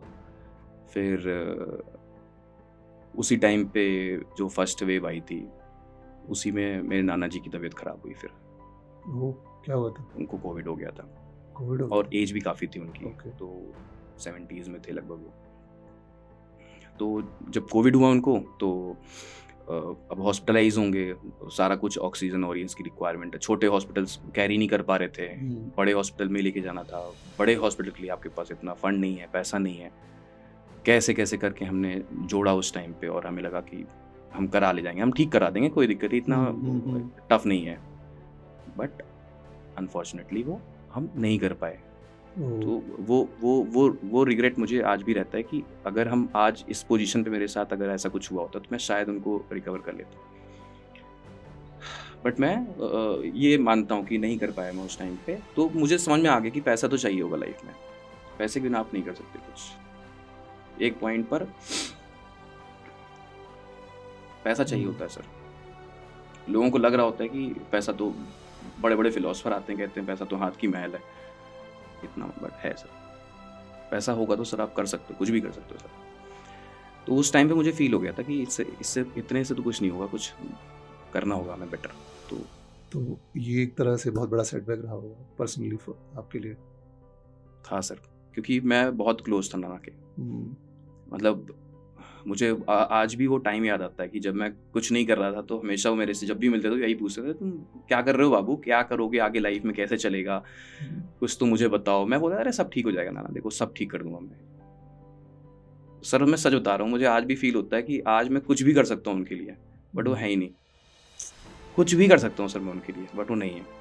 तो मैं बच्चों को भी ये कहता हूँ कि जो मस्ती मजाक कर रहे होते हैं, घूम रहे होते हैं, मस्त पार्टी कर रहे हैं, ध्यान नहीं दे रहे हैं, मैं कहता हूँ कि एक बार घर वालों को देख लो, उनका हर दिन उनकी हाथों की जो, उनकी आंखों की जो झुर्रियाँ वो बढ़ रही हैं। तुम अचीव करके उस दिन करोगे भी क्या जब कोई देखने वाला नहीं होगा? तो इस चीज़ को समझो, इस टाइम की इंपॉर्टेंस को समझो कि अगर अचीव करना है, कुछ सक्सेस पाना है तो आज ही पाना है, जल्दी जल्दी पाना है। और मैंने देखा है कई बार बच्चे अपने पेरेंट्स को लेकर थोड़े से नेगेटिव भी हो जाते हैं। उनको लगता है कि ये बार बार मुझसे पूछ रहे हैं। हर पेरेंट चाहता है कि उसका बच्चा सक्सेसफुल हो, उसका बच्चा कुछ बड़ा करे, और पोटेंशियल तो होता ही है और पेरेंट्स को दिखता भी हो पोटेंशियल। कई बार हम उसको, क्योंकि हमारी एज भी वैसी होती है, तो हम उसको बहुत पॉजिटिव नहीं लेते। कई बार उसको हम एक नैगिंग की तरह लेते हैं, एक थोड़ा सा वैसे लेते हैं कि नहीं मुझसे पूछा जा रहा है, या मैं कर लूँगा, इनको नहीं पता। तो आपने बिल्कुल सही कहा कि पहली बात तो ये है कि जो हमारे पेरेंट्स हैं वो हमारे बारे में हमेशा अच्छा सोचेंगे। वही वो लोग हैं जो लास्ट मोमेंट तक हमारे साथ खड़े होंगे। 100%। सब लोग छोड़ के चले जाएंगे, लेकिन पेरेंट्स, आपके भाई बहन, वो हमेशा आपके साथ खड़े होंगे। और दूसरा ये भी है कि उनका भी हमारे साथ लिमिटेड टाइम है। हमारे पेरेंट्स जैसे जैसे हम लाइफ में आगे बढ़ रहे हैं, वो भी एज्ड हो रहे हैं, जोरियाँ बढ़ रही हैं, और हर दिन इम्पोर्टेंट है। हर दिन हम कितना अच्छे से उनके साथ बिताएं, कितना अच्छे से उनको। और ये भी मैंने देखा है नवनीत कि आप अपनी फैमिली में पेरेंट्स से जो इंटरेक्शन करते हैं, जो बातें करते हैं, जितना टाइम स्पेंड करते हैं, वो बहुत पेरेंट्स के लिए वैल्यूबल होता है। Sir I can totally correlate with that. Sir वो कहावत नहीं है जाकिर खान की कि कोई माँ बाप आपके सपनों के खिलाफ नहीं होता, बस वो आपको गरीब नहीं देखना चाहते। तो हमें लग रहा होता है कि हमारे सपनों के खिलाफ हैं, हमेशा हमें रोकते हैं, हमें टोकते हैं। सर वो टोकते ही इसीलिए हैं क्योंकि आप आगे बढ़ सको। गाड़ी में ब्रेक इसलिए दिए जिससे कि आप अपनी स्पीड को हाई रख सको। अगर ब्रेक नहीं होगी गाड़ी में तो आप गाड़ी कभी तेज चला ही नहीं पाओगे। ब्रेक है तो आपको पता है कि अगर कुछ हुआ तो मैं रोक लगा दूंगा तुरंत। तो ब्रेक होने का मतलब ये नहीं कि आपको रोका जा रहा है, बल्कि आपको स्पीड देने के लिए ब्रेक दी गई है। तो माँ बाप होते ही इसीलिए हैं कि वो आपको सही और गलत का फैसला लेना सिखा सकें कि क्या सही है क्या गलत है। लेकिन बच्चे ये चीज़ नहीं समझ पाते। समझते हैं सर, बाद में समझते हैं जब टाइम निकल चुका होता है हाथ से। कभी कभी ठीक है नवनीत, उसके बाद क्या हुआ? फिर वापस से आपने रीस्टार्ट किया लाइफ को? हाँ, तो सर वो भी बहुत टफ था इन द सेंस कि मैंने ऑफलाइन होम ट्यूशन्स पढ़ाना शुरू कर दिए। फिर इतने से भी कुछ नहीं होने वाला, फिर हल्का हल्का कोविड का जो था वो ख़त्म हुआ, ट्यूशन्स चल ही रहे थे मेरे। फिर मैंने एक ऑफलाइन कोचिंग ज्वाइन की वापस से, जो उस टाइम पे मेरे साथ टीचर्स काम कर रहे थे, उन्होंने खुद का शुरू किया था। ऑफलाइन में तो आप स्टार ही थे ऑलरेडी, तो आपको नहीं, बहुत ही अच्छा पहले था। अच्छा, लेकिन जब मैंने वापस से ज्वाइन किया तो सर मुझे कुछ अलग फील हुआ। मतलब मुझे ऐसा फील हुआ कि एक समय पर जिस टीचर के नाम पर पूरा क्राउड चिल्ला रहा है कि अगर नवनीत सर नहीं होंगे तो मैं कोचिंग छोड़ दूंगा, मेरी फीस वापस कर दो। सेकेंड टाइम जब मैंने सर पढ़ाना शुरू किया तो मे बी कोचिंग की पॉलिटिक्स, क्योंकि जो ओनर थे वो मैथ्स पढ़ाते थे और उनको ये लगना शुरू हो गया, क्योंकि नवनीत सर का नाम पहले भी था, तो उनको ये लगना शुरू हो गया कि शायद ऐसा ना हो नवनीत की वजह से मेरा क्राउड कम हो जाए या नवनीत की फैन फॉलोइंग बढ़ जाए। तो वो ऐसा नेगेटिव उन्होंने एनवायरनमेंट कर दिया, ऐसी उन्होंने पॉलिटिक्स की कि बच्चे मेरे सामने कुछ नहीं बोल रहे हैं, बच्चे तो खुश हैं, बट मैं जब घर आ रहा हूँ तो वो मेरे को फ़ोन करके डांट रहे हैं कि नवनीत तूने क्या पढ़ाया था? मैंने कहा मैंने ये पढ़ाया था। ये पढ़ाते हैं, ऐसे पढ़ाते हैं? मैंने यार यही तो पढ़ाते हैं, मैथमेटिक्स में यही टॉपिक्स है तो यही तो पढ़ाएंगे सर। कह रहे मुझे सिखाएगा। तो वही है सर, टाइम की बात है। तो मैं बोलता भी हूँ कि सर बलवान तू नहीं, तेरा वक्त है। ठीक है, वो चीज़ उन्हें लग रही थी कि वो आज बड़ी पोजीशन पे हैं। वो भूल गए थे कि मैंने भी पढ़ा रखा है एक समय तक, मैंने भी बहुत प्यार पाया है बच्चों का, बट क्योंकि मैं उनका एम्प्लॉई था तो वो जो बोल रहे हैं मैं जी सर, सॉरी सर करके मैं किसी तरह से कॉल कट कर रहा हूँ। पढ़ा रहा हूँ मैं, और सर आप यकीन मानोगे, मैं सुबह 5 बजे उठूँ, प्रॉपर नोट्स बनाऊँ, सुबह 6 बजे, सर ये 6 बजे वायरल मैथ्स आज का नहीं है, ये 6 बजे मेरी जर्नी, मैं जब ढूंढ रहा था अपने आप को, जब सेल्फ डिस्कवरी चल रही थी तब से ही है। मैं 5 बजे उठूँ, मैं बाइक से जाऊँ, मैं हमारे घर से लखनऊ के काशीराम चौराहे के पास, पॉलिटेक्निक के पास, वहाँ मैं जा कर के मैंने पढ़ाना शुरू किया। लगभग आधे घंटे की जर्नी डिस्टेंस यूज़ करके वहाँ पढ़ाऊँ। 2 घंटे के पढ़ाने के बाद मैं उन्नाव जाऊँ, लगभग 100 किलोमीटर बस से ट्रेवल करके। उन्नाव मैंने 2-3 क्लासेस ली। मैंने मांगा तो ऐसे लखनऊ था, बट उनकी कोचिंग 2 जगह थी तो उन्होंने वहाँ पर भी भेज दिया था मुझको। मैं उन्नाव जाऊँ, 10-11 बजे उन्नाव पहुँचूँ, 2 बजे तक मैं वहाँ पढ़ाऊँ, फिर 2 बजे के बाद मैं बस भागता रहूँ क्योंकि मुझे होम ट्यूशन्स भी पढ़ाने थे। तो मैं रास्ते में जो ठेले लगे होते हैं मैं वहाँ से पूरी सब्जी कलेक्ट करूँ कि हाँ बस चलते रहो, क्योंकि टाइम ही नहीं है अपने पास। फिर मैं बस से, ई रिक्शे से, ऑटो रिक्शे से मैं कैसे कैसे करके आऊँ वापस, फिर मैं वापस अपने बच्चों के पास आऊँ होम ट्यूशन्स पढ़ाने। ऐसे करते करते रात को 9 बज जाए और घर पे भी कोई नहीं। तो शुरू सुबह 5 बजे से लेकर रात को 9 बजे तक, 9:30 बजे तक ऐसी पूरी मेरी लाइफ साइकिल चल रही थी। इवन मैं बोलता भी था बच्चों से कि अगर मैं सुबह वाइट शर्ट पहन के निकलूँ तो रात आते आते वो पूरी प्योर ब्लैक हो जाती थी। वो टाइम मैंने देख रखा है और ज़बरदस्त मैंने मेहनत की थी उस टाइम पे। लोग कहते हैं मेहनत कर रहे हो, बट मुझे वो मेहनत कभी, सर अगर मेहनत फील हो रही होती तो मैं मेहनत कर ना पाता। तो वही है अगेन की डेस्टिनी की डिमांड कुछ और चल रही थी। मुझे मज़ा आ रहा था, वो भी करने में मुझे मज़ा आ रहा है, मुझे पढ़ाने में मज़ा आ रहा है। मैं बस का ट्रैवल मेरे लिए बड़ा स्ट्रगल लगे, मुझे बड़ा ही मेहनत लगे। जैसे मैं बच्चों के सामने पहुंचूं मैं भूल जाऊं, मुझे खुशी हो रही है, मुझे बहुत मज़ा आ रहा है बच्चों के साथ इन्वॉल्व होने में, बच्चों को पढ़ाने में। तो इस तरह से पूरा टाइम मेरा मूव कर रहा था उस टाइम पे। फिर पढ़ाता रहा। फिर अचानक से ऐसी मेरी एक फ्रेंड है, उन्होंने मुझे को बताया कि जब पढ़ाने का तुम्हें इतना ही शौक है तो अड्डा 24/7 पे एक वैकेंसी निकली हुई है, तुम उस पर क्यों नहीं चले जाते? मैंने कहा मैं कहाँ अड्डा 24/7, मुझको कैसे मतलब कोई कनेक्शन ही नहीं है, ना ही मेरा कोई ऐसा लिंक है। हज़ारों लाखों लोग उनके यहाँ अप्लाई कर रहे हैं, मुझको तो कोई पूछेगा भी नहीं। तो हमारे पवन सर थे, उन्होंने उनके साथ मैं कनेक्ट हुआ, फ़ोन पे बात हुई, तो उन्होंने मेरे को बोला, मैंने यही पूछा, मैंने कहा सर सैलरी? तो बहुत छोटी सैलरी उन्होंने बताई, इतनी है। मैंने कहा इससे क्या होगा सर? वही भूख तो बहुत बड़ी थी। मैंने कहा इससे क्या होगा सर, मैं लखनऊ से सीधे मैं दिल्ली आ जाऊँ, गुड़गांव आ जाऊँ और इतनी छोटी सैलरी, सर कोई मतलब नहीं है। उन्होंने कहा आ जाओ तो वहीं ज़िंदगी बदल देंगे हम। बस उनका एक ही स्टेटमेंट था और मैं नेक्स्ट डे सर बस से आ गया। मैं कहा बदल दूँ मेरी ज़िंदगी सच में बदलनी है अपनी ज़िंदगी। और सर सच में उसमें आने के बाद फिर वाकई सर बदली, मतलब अड्डा 24/7 ने ही मेरी ज़िंदगी बदली सर। तो जब आ रहे थे रास्ते में तो क्या क्वेश्चन थे दिमाग में, और जब यहाँ पे इंटरेक्ट किया आपने तो लगा था आपका यहाँ पे होगा या सेलेक्ट किया जाएगा आपको? सर यहाँ पर जब मैं आया तो अगेन वही माइंड में था कि बहुत सारे लोगों ने अप्लाई किया होगा, अप्लाई करने से कुछ नहीं होने वाला। मेरा टेस्ट हुआ, मेरा डेमो हुआ, मेरा रिटन टेस्ट भी हुआ है सर यहाँ पे। तो मैंने पवन सर को फिर पर्सनली बहुत रिक्वेस्ट की। मैं कहा सर मुझे जॉब चाहिए, मुझे पता है कई लोगों ने आपको टेस्ट दिया होगा, कई लोगों ने आपको डेमो दिया होगा, बट मुझे ये जॉब चाहिए। और सर मैं आपको कसम खा के बोल रहा हूँ सर, आपको रिग्रेट फील नहीं होने दूंगा, कुछ भी करके मैं आपको रिग्रेट फील तो नहीं होने दूंगा, मुझे बस ये एक अपॉर्चुनिटी चाहिए सर।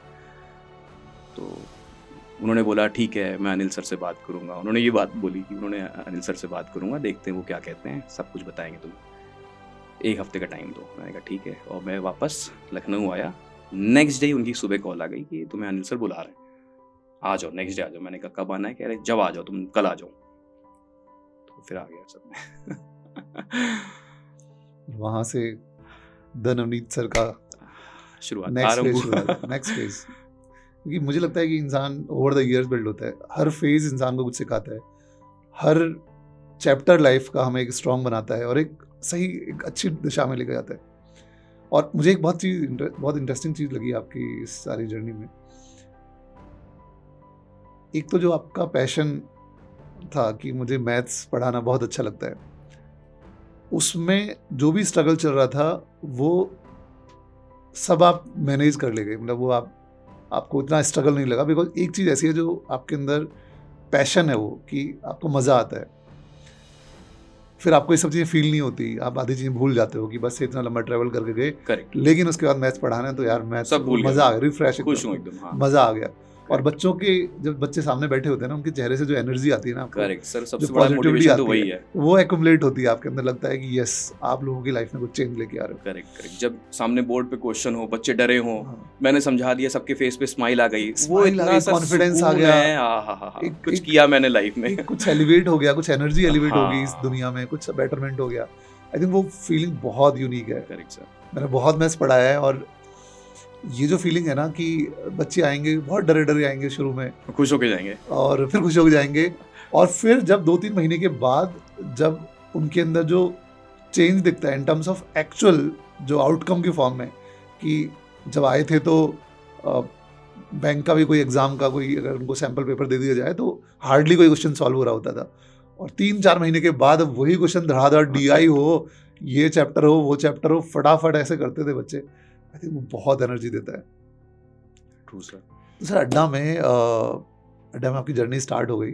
मुझे याद है जब पवन ने मुझे आपके बारे में बताया था, मुझे एक ही चीज़ बहुत अच्छी लगी थी कि जो आपके अंदर भूख थी ना, कि बस मुझे एक चांस चाहिए, मैं करके दिखाऊंगा, trust me. Of course content हमने देखा था, आपका टेस्ट भी देखा था, डेमो भी देखा था, बहुत अच्छा था, और एक्चुअली बहुत सारे लोग आते हैं। देखो अड्डा में मैं आपको बताता हूँ, सच बताता हूँ, अड्डा में चैलेंज बस यही है कि क्योंकि हम ऑनलाइन पढ़ाते हैं तो हमारी टीचर्स की रिक्वायरमेंट बहुत लिमिटेड है। तो कभी 4-5 साल में एक वैकेंसी आती है। ट्रू। बैंकिंग में, मतलब आप लास्ट टीचर आए थे शायद बैंकिंग में, आपके टाइम पे 1-2 टीचर आए थे, बट उसके बाद हार्डली यहाँ पे कोई वैकेंसी आती है। तो लेकिन उसमें क्या होता है कि उसमें मेरा हमेशा से मानना ये है कि right person for this company is one who loves the subject, इसको सब्जेक्ट एक्चुअली प्यार हो, जो अगर बिना कुछ सोचे समझे वो घंटों से पढ़ाना पड़े, पूरे दिन रात 24 घंटे 48 घंटे उसको पढ़ा सके, उतना पैशन होना चाहिए जो कि आपके अंदर था। दूसरा भूख होनी चाहिए कि मुझे अच्छा करना है लाइफ में, कुछ बड़ा करना है, कुछ इम्पैक्ट क्रिएट करना है इस दुनिया में, जो आपके अंदर था बहुत ही ज़्यादा था, भरा हुआ था। तो वो मुझे बहुत ही अच्छा लगा था कि हाँ, इस पर्सन के अंदर वो है। और थर्ड, इसी का एक पार्ट है कि जो थोड़ा बच्चों के लिए एक थिंकिंग होती है ना कि यार हमें बच्चों के लिए काम करना है और सोसाइटी के लिए काम करना है। We are education company and जो हमारा जेनेसिस है वो यही है कि यार हमारे देश में बहुत सारे युवा हैं, बहुत सारे लोग हैं, उनके ड्रीम्स हैं, उनके सपने हैं, वो लाइफ में कुछ अच्छा करना चाहते हैं, कुछ बड़ा करना चाहते हैं। उनको थोड़ा सा सपोर्ट चाहिए, थोड़ी सी गाइडेंस चाहिए, थोड़ा सा उनके साथ कोई खड़ा हो कि यार आप करो, हम तुम्हारे साथ हैं। एक वो मेंटलिटी, वो थिंकिंग चाहिए। तो ये तीनों क्वालिटीज आपके अंदर थी। Thank you sir. इसलिए हमें लगा कि यार ठीक है, जल्दी से बुला लेते हैं नवनीत सर सही, को। आज मुझे आपने बताया। ठीक है, तो सर यहाँ पे कैसा सफर रहा, और स्पेशली मैं जानना चाहता हूँ वायरल मैथ्स कहाँ से आया? सर वायरल मैथ्स सबसे पहले तो जब मैं आया तो अगेन मैं डेस्टिनी को ही बोलूँगा कि मैं नवनीत सर बहुत पहले से बन रहे थे, ईश्वर बना रहा था उनको, क्योंकि वही है, उन्हें अपॉर्चुनिटी देनी थी मुझे यहाँ पर अंडर 24/7 पे। और वैकेंसी आज भी एक रहस्य कि क्यों आई थी। ऑलरेडी आपके पास 2 टीम्स काम कर रही थी, मॉर्निंग और इवनिंग की, तो एज सच मैथमेटिक्स की कोई रिक्वायरमेंट थी नहीं। अच्छे टीचर्स पहले से आपके यहाँ काम कर रहे थे, बट किस्मत को कुछ और मंजूर था, तो मैथमेटिक्स की वैकेंसी आई। अब मैं आ तो गया, लेकिन अंडर 24/7 पे ऐसा कोई स्लॉट नहीं था, क्योंकि था कि हाँ बस आ गया है नवनीत को, अब कैसे इसको हम सेट करें। तो टाइम तो कोई था ही नहीं, तो मैंने पूछा सर से कि सर क्या करना है बताओ, मैं भी अब आया हूँ तो कुछ तो मुझे कंट्रीब्यूट करना ही है अपना। तो उन्होंने बोला कि नवनीत एक काम करते हैं, रात को हमारा आखिरी सेशन जो होता है वो 9 से 10 होता है, बट वो भी मैथ्स का ही होता है। तो हम 10 बजे तो तेरा सेशन नहीं दे सकते, क्योंकि मैथ्स के बाद मैथ्स नहीं चलेगा, बच्चा इंटरेस्ट नहीं लेगा। मैंने कहा फिर कहने 11 से 12 करते हैं। तो सबसे पहले जब मैंने पढ़ाना शुरू किया तो मैंने रात को 11 से 12 पढ़ाना शुरू किया। बिल्कुल लास्ट। हाँ, बिल्कुल लास्ट में, कि सब कुछ बच्चा सारा सुबह से लेके शाम तक, रात तक सब पढ़ चुका है, अब वापस नवनीत सर स्क्रीन पर खड़े हो रहे कि अब मैं पढ़ाऊंगा आपको।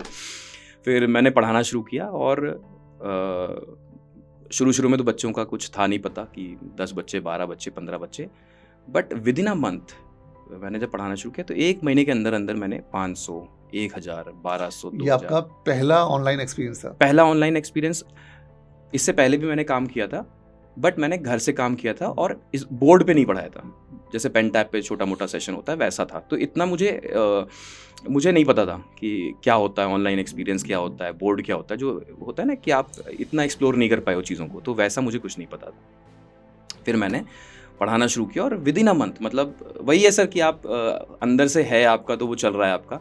मैंने पढ़ाना शुरू किया तो 1-1.5 महीने, 2 महीने के अंदर ही मैंने 500, 1000, 2000 बच्चों को वहाँ पर पढ़ाना शुरू कर दिया, जो कि फिर मे भी शायद मैनेजमेंट को लगा कि इसके अंदर स्पार्क तो है, कुछ तो कर रहा है, डिफरेंट कर रहा है ये। फिर चैलेंजेस आए, बहुत सारे आए कि ऐसा हो सकता है, वैसा हो सकता है, दिक्कतें आई। फिर मुझे लगा कि और भी कुछ हो सकता है, तो मैंने एक स्लॉट और मांगा कि सर मुझे और भी कुछ बेटर करना है। तो अगेन स्लॉट तो था ही नहीं, तो उन्होंने बोला कि एक काम करते हैं, हमारा सुबह जो सेशन चलता है वो 7 AM पे चलता है, तो आप एक काम करो, सुबह 6 बजे पढ़ाना शुरू कर दो, 6 से 7 पढ़ाओ। तो मेरे पास 2 स्लॉट हो गए, एक 11 से 12 और सुबह लास्ट स्लॉट था, जो कि लास्ट था, और सुबह 6 से 7 जो कि बिल्कुल फर्स्ट था, जो कि फर्स्ट एकदम। अब सुबह का स्लॉट अगर मुझे मिला है तो अगेन वही चैलेंज है कि सुबह हम कोई बहुत कॉम्प्लेक्स टॉपिक तो नहीं पढ़ा सकते, वरना बच्चे को तो सुबह उठने में उसको दिक्कत है, उठेगा स्क्रीन टाइम वो दे ही नहीं पाएगा क्योंकि वो नींद में रहेगा। तो ऐसी चीज़ें कुछ पढ़ानी है जिससे उसका मेंटल एक्सरसाइज हो सके, ब्रेन एम्पावर हो सके। तो बहुत सोचने के बाद मुझे लगा कि यार कैलकुलेशन एक ऐसी चीज़ है जिसको मैं हमेशा बोलता हूँ सोल ऑफ क्वांट, कि मतलब ऐसा मैथमेटिक्स में कोई क्वेश्चन नहीं जिसमें कि कैलकुलेशन ना हो। आप बड़े से बड़े क्वेश्चन को सॉल्व करोगे एंड हमेशा वो कैलकुलेशन पे ही होगा। और 99% बच्चे इस चीज़ की इंपॉर्टेंस समझ ही नहीं पाते। उनको लगता है कि बस अच्छे क्वेश्चंस कर लो, सॉल्व कर लो, हमारा आंसर आ गया, हो गया। वो लैंग्वेज के ऊपर परेशान रहते हैं, जो कोर है कैलकुलेशन उसके ऊपर उनका कभी ध्यान नहीं जाता। और आज के टाइम पर अगर आप ध्यान से देखो तो 35 क्वेश्चंस करने हैं आपको 20 मिनट के अंदर, मतलब पर क्वेश्चन के पे ऊपर आपको 30 to 35 सेकेंड ही मिल रहे हैं।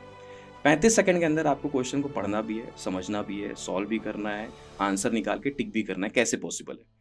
अब रीडिंग टाइम को तो आप रिड्यूस कर नहीं सकते हो, रीडिंग तो आपको करना ही पड़ेगा, क्वेश्चन को तो अंडरस्टैंड करना ही पड़ेगा। जो बच्चे 35 में 35 स्कोर कर रहे हैं 20 मिनट के अंदर, वो अपने कैलकुलेशन के पार्ट को ही स्ट्रॉन्गर करते चले जा रहे हैं कि उनको कम से कम समय लगे कैलकुलेशन को सॉल्व करने में, आंसर तक पहुंचने में।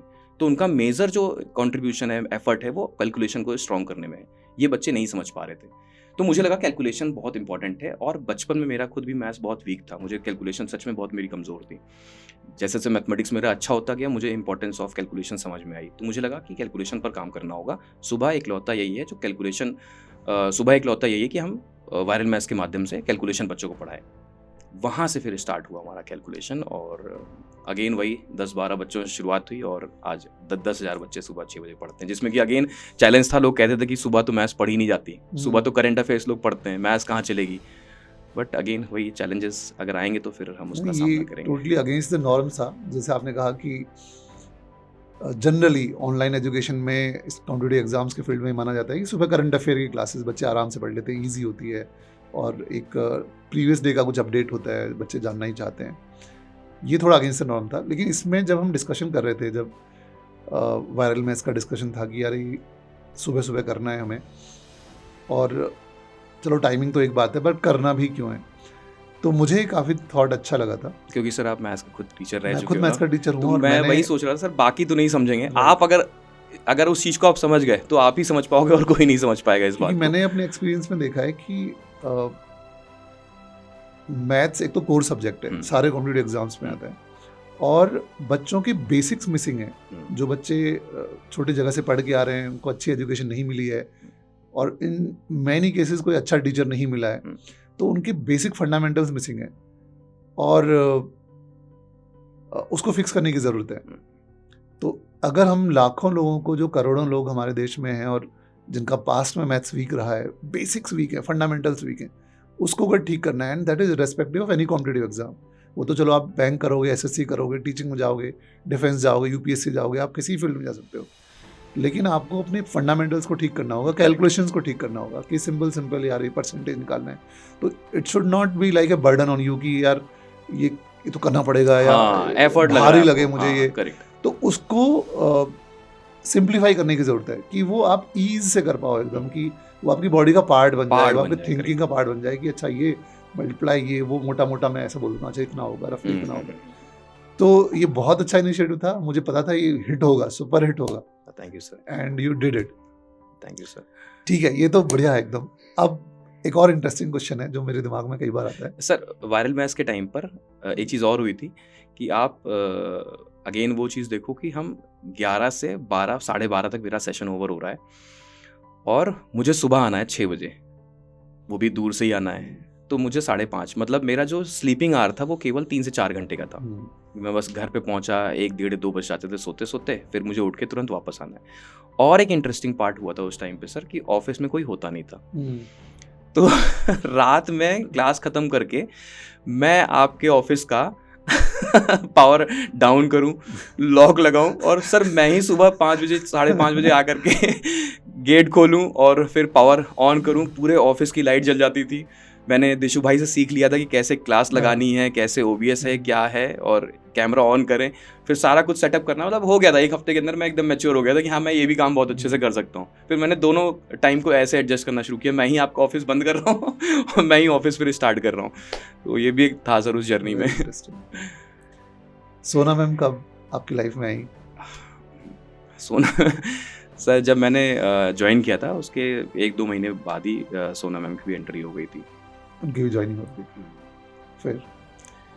फिर सर उनके आने के बाद बहुत सारे चेंजेस फील हुए मुझे।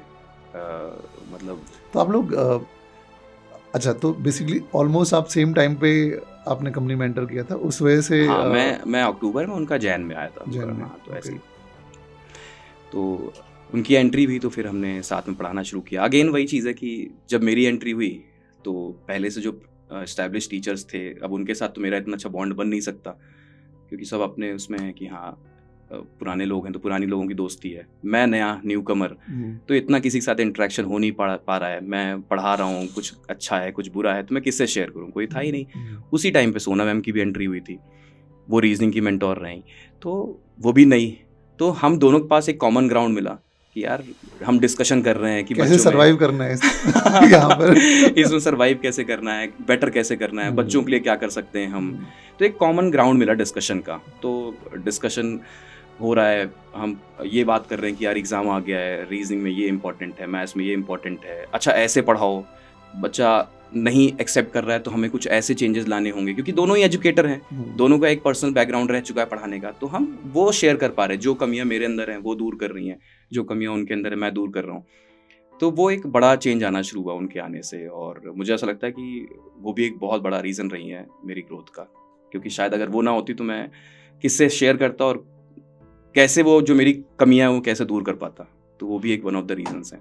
और मैं नोटिस कर रहा था कि जब वायरल मैथ्स आपका चालू हो गया था तो उसके बाद आपने थोड़े क्रिएटिव वीडियोस बनाने शुरू किए, थोड़े कंसेप्चुअल थे। एक मैंने आपका वीडियो देखा था जिसमें आप ब्रिक्स के कंसेप्ट को समझा रहे थे कि एक ब्रिक, बहुत सारी ब्रिक रखी हुई हैं, कैसे तो काउंट कैसे करें, हम उसको काउंट कर लें। एक आपका वीडियो काफ़ी वायरल हुआ था जिसमें आप 12,1212 ऐसा कुछ लिखना था। तो ये सब वीडियोस आप जब बना रहे थे तो क्या थिंकिंग थी आपकी?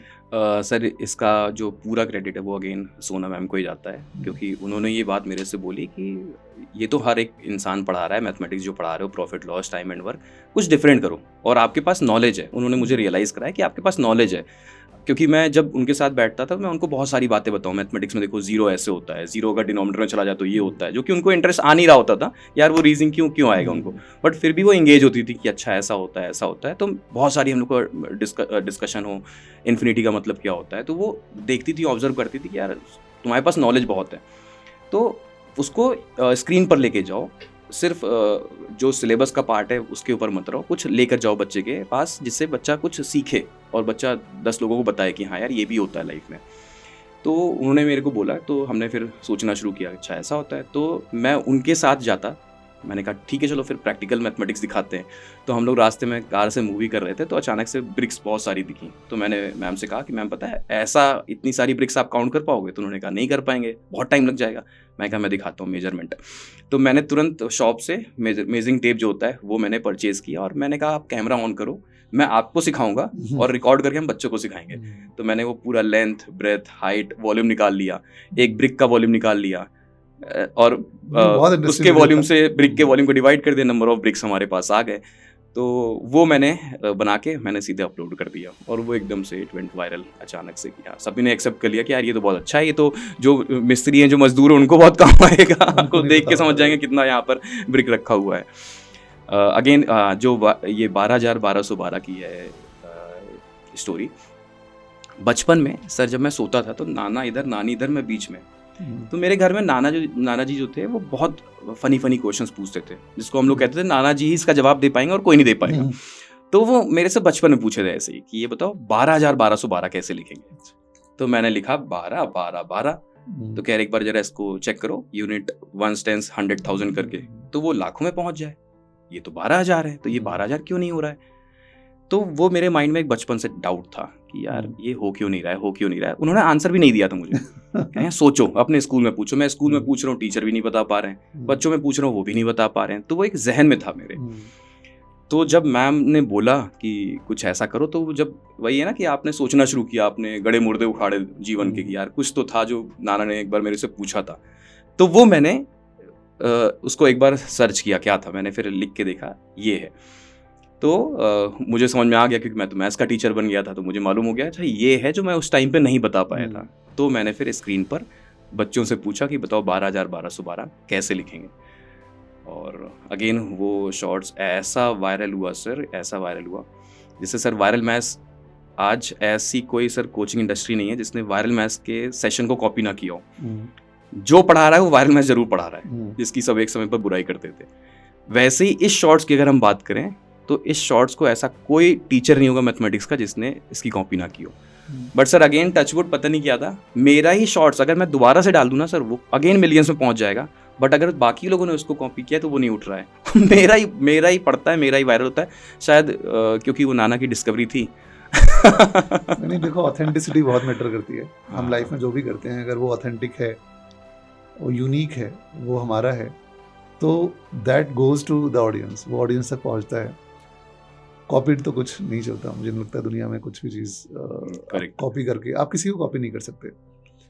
अदरवाइज इतने सारे लोग हैं, अगर एक शाहरुख खान है तो ऐसे 100 शाहरुख खान घूम रहे होते हैं, एक अमिताभ बच्चन तो हजारों होते, एक सचिन है तो हजारों होते, होता नहीं है ऐसा। नहीं हो पाता वो। सब यूनिक हैं, सबकी स्ट्रेंथ्स अलग हैं, सबकी वीकनेसेस अलग हैं, सबकी यूनिक क्वालिटीज़ हैं।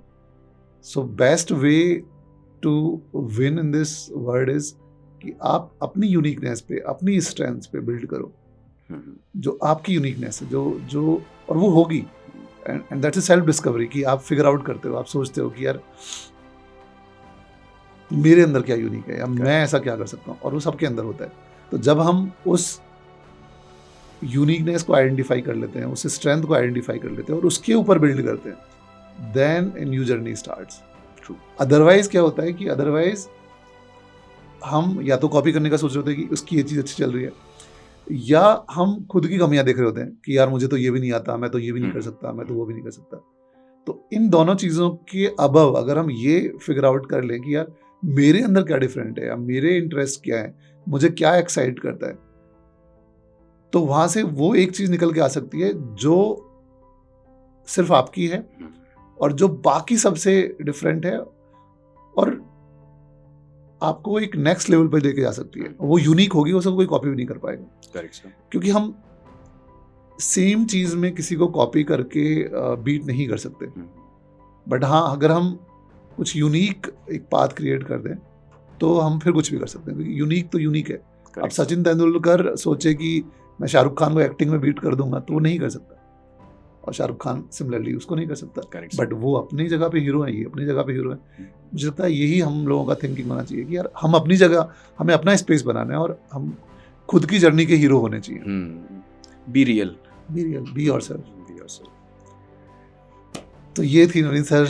तो सर जब आपने ये बात कर ही दी है 12,1212 वाली, और आंसर तो इसका किसी को नहीं पता जैसे आपने कहा नाना जी ने आंसर बताया ही नहीं इसका तो आप बताओ क्या आंसर है। अब तो आप मैथ्स के स्टार हो, बच्चे जानना चाहते हैं। हाँ सर, ये तो सच है, मैंने अपने शॉर्ट्स में भी नहीं बताया है कि इसका आंसर क्या होगा। सर इसमें अगर आप ध्यान से सुनो 12,1212, तो इसमें एक एरर है जो लोग नहीं समझ पाते, और क्योंकि हमारी डेली लैंग्वेज ऐसी है, हम ऐसे ही बोल रहे होते हैं, तो हम उस एरर को पकड़ भी नहीं पा रहे हैं। 1200 सर होता ही नहीं है कुछ, 1200 नहीं होता सर, 1,200 होता है वो। तो फॉर एग्जाम्पल आपने किसी से 12,000 रुपये लिए, किसी से 1,200 लिए और किसी से 12 रुपये लिए, तो अगर आप उनको कंबाइन करते हो 12,000, 1,200 का मतलब हो गया 1,200, तो 12,000 प्लस 1,000 यानी कि 13,200, और वो जो 12 यानी कि 13,212 इसका राइट आंसर होता है सर। तो राइट आंसर कुछ नहीं है, इसका मतलब आप ये कह रहे हैं ये लिख ही नहीं सकते, प्रैक्टिकली पॉसिबल ही नहीं है ये राइट आंसर इसका। लो बच्चों मिल गया सॉल्यूशन, ये आप एक्चुअली लिख नहीं सकते ये ट्रिकी क्वेश्चन था। तो नवनीत बहुत ही इंटरेस्टिंग है आपकी जर्नी। आगे आप क्या जर्नी देखते हैं, आप अगले 10 सालों में नवनीत सर को कहाँ देखते हैं? सर आने वाले 10 सालों में सर इतना लंबा तो मैं नहीं सोच पाता हूँ। मुझे ये पता होता है कि आज मुझे क्या करना है, आज मुझे क्या बेटर करना है, कैसे मुझे बच्चों की लाइफ में चेंज लाना है। और मैं यही देख पा रहा होता हूँ कि मैथमेटिक्स की अगर बात करें तो किसी बच्चे को मैथमेटिक्स सब्जेक्ट से हेट ना हो। मेरा बहुत सिंपल सा है सर कि मैथमेटिक्स हेट करने वाला सब्जेक्ट है ही नहीं। मैथमेटिक्स से आप तभी नफरत करते हो जब आपने अच्छे से मैथमेटिक्स, आपको किसी ने अच्छे से मैथमेटिक्स पढ़ाया ना हो, तभी आपको मैथमेटिक्स से हेट हो सकती है। तो मेरी कोशिश यही रहेगी कि मेरी वजह से किसी बच्चे के अंदर वो हेटेड डेवलप ना हो। मैं इतना सोफिस्टिकेटेड वे में, इतना स्मूथली अपने सब्जेक्ट को डिलीवर करूं कि बच्चा मैथमेटिक्स से कभी डरे ना, और अगर उसको भविष्य में ज़रूरत पड़े तो एज ए मैथमेटिक्स सब्जेक्ट का टीचर बन के निकले, चाहे वो किसी भी जॉब में रहे गवर्नमेंट, बट वो प्राउडली कह सके कि हाँ यार मुझे मैथमेटिक्स बहुत अच्छे से आती है और मैं बहुत अच्छे से एक्सप्लेन कर सकता हूँ क्योंकि मैं नवनीत सर से पढ़ा हूँ। तो ये मेरा गोल है कि मैं मैथमेटिक्स को बहुत सिंपल करना चाहता हूँ लाइफ में। ठीक है सर, अब कुछ क्विक क्वेश्चंस पूछते हैं सर, फटाफट वाले। ठीक है सर, कुछ ऐसा बच्चे आपको जब देखते हैं तो बहुत सारे कमेंट्स भी करते हैं, तो कोई ऐसा कमेंट जो आपको बहुत अच्छा लगा हो, जो आपको दिल को छू गया हो, जो आज तक याद है आपको? सर बहुत है, ऐसे तो बहुत है। और अभी रिसेंटली एक बच्ची ने कमेंट किया था कि सर मेरी मैथमेटिक्स या फिर मैं एज ए स्टूडेंट बहुत वीक रही हूँ और मेरे घर वाले भी मुझे सपोर्ट नहीं करते थे अपने पढ़ाई को लेकर के।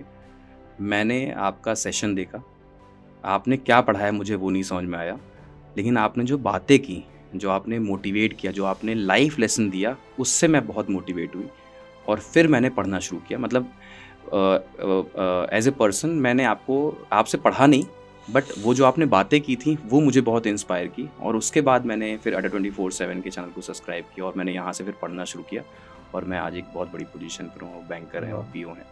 तो वो मुझे ऐसा लगा कि शायद सर वही है ना कि एक टीचर बाय प्रोफेशन सर कोई टीचर नहीं बन सकता। टीचिंग एक आर्ट है। टीचिंग एक आर्ट है। अगर आप सोचो कि आप सब्जेक्ट में बहुत अच्छे हो या आपने बहुत एग्जाम्स क्वालिफाई किए हैं, आप बहुत क्वालिफाइड हो और आप अच्छे टीचर बन जाओगे, ये पॉसिबल नहीं है सर। टीचर बनने के लिए टीचर को सब्जेक्ट के पार्ट पर तो वो बाय डिफॉल्ट है, सब्जेक्ट तो आना ही चाहिए, बट उसके साथ साथ आपका एक्सप्लेनेशन, आप बच्चे को ये बता सको कि पढ़ना कैसे है, आप बच्चे के अंदर वो आप स्पार्क डेवलप कर सको, आप बच्चे को उसकी शक्तियों का आभास करा सको कि तुम्हारे अंदर कितना पोटेंशियल है, आप उसको सही दिशा दे सको, तो ये होती है एक्चुअल डिफाइंड टीचर की। तो अगर आप ऐसा कर रहे हो तो बहुत सारे लोग आपसे कनेक्टेड होंगे और खुद ही वो अपनी जर्नी तय कर लेंगे। अच्छा ठीक है, अभी बताइए कभी हेट कमेंट आया यूट्यूब पे? हाँ आया है सर। हेट कमेंट में सर आए दिन आ जाते हैं सर। आज भी हम पढ़ा रहे होते हैं तो कुछ भी लिख के चले जाते हैं बच्चे, अरे ऐसे नहीं सॉल्व होता, ये उससे अच्छा तो मुझे आता है, ये तो बेकार पढ़ा रहे हैं, इससे अच्छा तो उनसे पढ़ लो। तो मैं डांटता भी बहुत हूँ सर। वो फिर अचानक से मेरे अंदर एक रौद्र अवतार दिख जाता है स्क्रीन पर कि मैंने कौन सा ऑफलाइन कोचिंग सेंटर खोल रखा है कि मैंने तुम्हें लॉक कर दिया है, दरवाजा बंद कर दिया, अब तुम यहाँ से निकल नहीं सकते हो। भाई सिंपल सी बात है, आपको अगर मेरे हो सकता है सर, पॉसिबल है, मैथमेटिक्स बहुत बड़ा सब्जेक्ट है, हो सकता है कि मैंने जो अप्रोच यूज़ की उससे बेहतर 2 लाइन की कोई अप्रोच किसी बच्चे के पास हो, बट मैंने सर बचपन से लेकर के आज तक, जैसे मैंने बताया 1 to 5 मैं एज ए स्टूडेंट मैंने बहुत मार खाई है अपने टीचरों से, but not even a single day, not even a single moment मैंने कभी किसी टीचर को अभद्र भाषा के साथ यूज़ नहीं किया। मतलब कभी मैंने उनको कुछ बुरा नहीं बोला। मेरा मानना है कि वो टीचर मुझे अच्छा देखना चाहते हैं जब भविष्य में, इसलिए वो मुझे डांट रहे हैं, इसलिए मुझे मार रहे हैं। तो मैं कभी उनके खिलाफ गलत लैंग्वेज यूज़ नहीं करता। तो मुझे आज की जनरेशन जब ऐसा कुछ करते हुए नज़र आती है तो मुझे बहुत बुरा लग रहा होता है। अगर आपको मेरा पढ़ाया वो अच्छा नहीं लग रहा है, अगर आपको बुरा लग रहा है, तो लाखों टीचर्स हैं मैथमेटिक्स के, आप किसी के पास भी जा सकते हो, आपको एक कमेंट करके बोलने की ज़रूरत नहीं है, बताने की ज़रूरत नहीं है। तो वो थोड़ा सा मुझे हर्ट कर जाता है, मैं थोड़ा सा इमोशनल हो जाता हूँ उस पार्ट पे कि आज की जनरेशन ऐसा कैसे कर सकती है, टीचर एक गुरु को कैसे बोल सकती है। तो अभी मैंने हाल ही में एक बोला था कि लोग कहते हैं कि 24 घंटे में एक बार इंसान के जीवा पे सरस्वती का वास होता है, टीचर के जीवा पे तो 24 घंटे होता है, तभी वो पढ़ा पा रहा है। तो क्यों टीचर के थ्रू बुरा सुनना है आपको? कोशिश करो कि टीचर आपको आशीर्वाद दे, शायद वो आशीर्वाद आपको लग जाए और आप अपने जीवन में अच्छा कर दो। तो मैं मानता हूँ कि कुछ मत बोलो, आपको अगर नहीं अच्छा लग रहा है, नहीं आपको नवनीत सर पसंद आ रहे हैं, आप तुरंत सेशन को छोड़ के आप कहीं और जा सकते हो। हमारे चैनल पे ही 10 टीचर्स पढ़ा रहे हैं मैथमेटिक्स के, तो बुरा मत बोलो, बस मेरी ये रिक्वेस्ट है बच्चों से। फेवरेट मूवी कौन सी? तारे ज़मीं पर। बहुत इंस्पायर क्या उसमें अच्छा लगता है? क्योंकि जो बच्चा था वो मुझे मुझे लगता था मैं ही हूँ, क्योंकि मेरे लाइफ में भी जैसे उस पिक्चर में दिखाया आमिर खान आया, वैसे ही मेरी लाइफ में गीता मैम आई, और उस बच्चे को भी कोई नहीं समझ रहा था, दिखाया गया है मूवी में कि आमिर खान ने समझा और उसको एक अलग दिशा दी, उसका जो फेवरेट चीज़ थी उसके साथ उसको आगे बढ़ाया।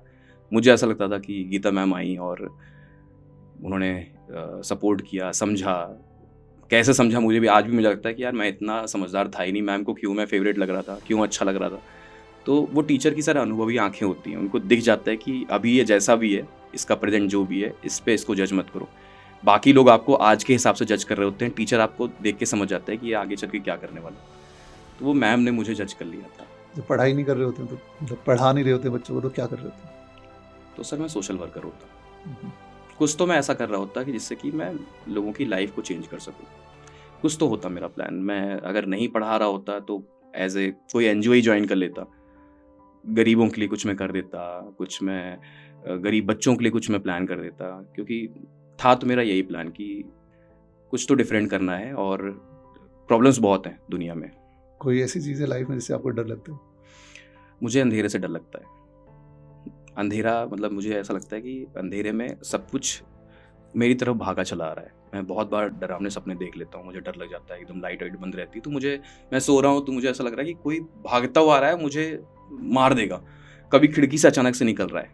तो वो फियर है कि मुझे अंधेरे से थोड़ा सा अजीब लग रहा होता है कि यार लाइट जला के हल्की एक कहीं लाइट जला दो कि अगर आंखें खुले तो मुझे घर दिख रहा है चारों तरफ।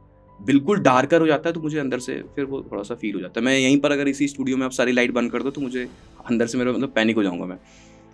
तो ये कौन सा स्पोर्ट सबसे अच्छा लगता है? अब तो कोई नहीं सर। अब तो एक टाइम तक क्रिकेट अच्छा लगता था, बैडमिंटन अच्छा लगता था, स्कूल टाइम पे मैंने बहुत खेला है। बट अब मैं मानता हूँ कि कोई मुझे खेलते हुए देख ही नहीं सकता। खाने में सबसे अच्छा क्या लगता है? खाने में पनीर। हम लोग वेज वालों को सर पनीर ही हमारा पनीर नॉन की वेज है। स्वीट्स में कौन सी स्वीट अच्छी लगती है? स्वीट्स में मुझे लड्डू और काजू कतली बर्फी। आपका रोल मॉडल अगर एक इंसान को चूज करें इन दिस वर्ल्ड एक्सेप्ट फैमिली, तो आप किसको रोल मॉडल मानते हैं? आपको ऑनेस्टली सर, मैं जब भी आता हूँ और मैं आपसे, आप देखते होगे कि मैं आपसे बहुत सारे क्वेश्चंस कर रहा होता हूँ कि ऐसा कैसे, ये कैसे सर, ये आपने कैसे किया। तो वो मुझे फील होती कि आप ऐसे नहीं थे कि आपकी फैमिली ऑलरेडी बिजनेस फैमिली हो, बहुत बड़ा एम्पायर हो, आप उसके सक्सेसर हो, आपने उसको स्टार्ट किया हो। तो वो चीज़ मुझे ट्रूली इंस्पायर करती कि आपने कुछ नहीं से बहुत बड़ा एम्पायर बना दिया। रेस तो कभी नहीं ख़त्म होने वाली, हम लोग हमेशा ही आगे बढ़ रहे होंगे, कुछ ना कुछ अचीव ही कर रहे होंगे। बट अगर आप, मतलब मैं जिस तरह से आपको देखता हूँ कि आप IITian एक बड़ी पोजीशन पर, मैं अगर आपकी जगह होता शायद वो डिसीजन ना ले पाता। आपने इतनी बड़ी पोस्ट, US में आपकी जॉब लगने वाली, आप उसको ड्रॉप करके आप बच्चों के बारे में सोच करके आपने ऑफलाइन कोचिंग शुरू कर दी। मतलब ऑनलाइन अगर हम करें, कोई ऐप बना दें, कोई वेबसाइट बना दें, तो मुझे समझ में आता है कि आप IITian हैं, ऐसे ही सोचेंगे। आपने ग्राउंड पर जा कर के, जहाँ पर प्रॉपर रोड्स भी नहीं होंगी, आपने उन बच्चों के बारे में सोचा कि जहाँ पर एजुकेशन नहीं पहुँच पा रही, हम ऑफलाइन कोचिंग सेंटर खोल दें। और वो एक रूम से आज हम इतने बड़े इन्वायरमेंट में बैठे हुए हैं सर। तो मेरे ख्याल से आपको अगर मैं इंस्पिरेशन ना मानूं तो किसको मानूं? जो मेरे सामने लाइव है। अगर मैं बोलूं शाहरुख खान, तो वो तो मैं देख ही नहीं रहा हूँ, तो दुनिया की वो तो कॉपी वाली बात होगी। सब कह रहे हैं शाहरुख खान, तो मैंने भी कह दिया शाहरुख खान। बट एक्चुअल में हमें उन्हें इंस्पिरेशन मानना चाहिए जिन्हें हम डेली देख सकते हैं, जिनसे हम डेली बात करके हम डेली कुछ ना कुछ सीख सकते हैं। तो sir thank you so much sir. पिछले 4 साल में जब से आप अड्डा में आए हो, आप कंटिन्यूसली आप हार्ड वर्क कर रहे हो एंड ग्रो करते जा रहे हैं।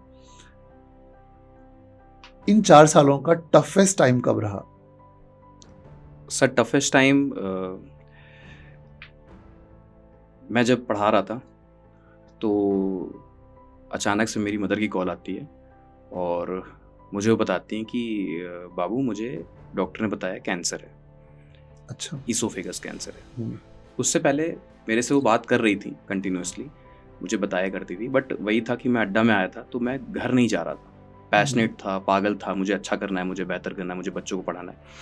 तो मदर से कम्युनिकेशन होता था, बट मैं उन चीज़ों को समझ नहीं पा रहा था। मदर बताएं कि मुझे पानी पीने में दिक्कत हो रही है, मुझे कुछ खाने में दिक्कत हो रही है, यहाँ पर फंस रहा है। तो मैं समझ नहीं पाता था, होगा कुछ, होगा छाला हो गया होगा, या कुछ हल्की फुल्की दिक्कत होगी, गैस हो गया होगा, एक बार डॉक्टर को दिखा लो। तो वो छोटे मोटे क्लिनिक्स में दिखाएं, कोई उसको डिटेक्ट ना कर पाए। फिर उन्होंने एक डॉक्टर को दिखाया तो उन्होंने बोल दिया कि ये तो कैंसर है। सर आप यकीन मानेंगे, जिस समय उन्होंने बोला, मैं पढ़ा रहा था क्लास में। पढ़ा रहे थे? मैं क्लास में था। ये वायरल मैथ्स वाली क्लास? नहीं, ये 10 बजे का सेशन मेरा उस टाइम पे होता था। सुबह मैं पढ़ा रहा था, उस क्लास को मैंने जैसे तैसे करके मैंने ओवर किया, और मैं दोपहर की नेक्स्ट फ्लाइट जो थी, मैंने वो करके मैं तुरंत लखनऊ गया, और मैं अगले दिन ही मैं उनको लेके यहाँ पर गुड़गांव आया। और मेरे माइंड में तो यही था कि नाना जी का केस मैं देख चुका था, तो मुझे ये था कि मुझे अपना सर्वस्व दे देना है, एट एनी कॉस्ट, मुझे कुछ भी करना पड़े, मुझे इनको सेव करना, उनको बचाना है। तो माइंड में ये भी थॉट था कि हम क्या कर सकते हैं, पॉसिबिलिटीज़ क्या हैं। तो आपसे भी मैं मिला, आपने भी मेरा उस समय बहुत हेल्प की, बहुत कंफर्ट दिया, बहुत कंसोल किया। आपकी एक बात अच्छी लगी थी, नवनीत, हम क्या कर सकते हैं इसके बारे में सोचो। फ्यूचर में क्या होगा हमें नहीं पता, बट हम best treatment, best doctor, best city के बारे में सोचेंगे। तो वही चीज़ मेरे दिमाग में थी। मैंने कहा हमारे जो कंट्रोल में है वो ये है कि हम बेस्ट कर सकते हैं। आज हमारे पास पोटेंशियल है, हम बेस्ट कर सकते हैं, तो हम बेस्ट की तरफ जाते हैं। क्या होगा क्या नहीं होगा मुझे नहीं पता। तो फिर मैं रिसर्च किया दिल्ली में, फिर मुझे पता चला कि हाँ, राजीव गांधी कैंसर हॉस्पिटल है, वहाँ पर मदर को दिखाया, और टचवुड आज वो सब ठीक है, सब अच्छा है, ठीक हो गई। सच में बहुत टफ फेज रहा होगा। हाँ सर, क्योंकि आपका मतलब सर मैंने वो पेन देखा था उनका।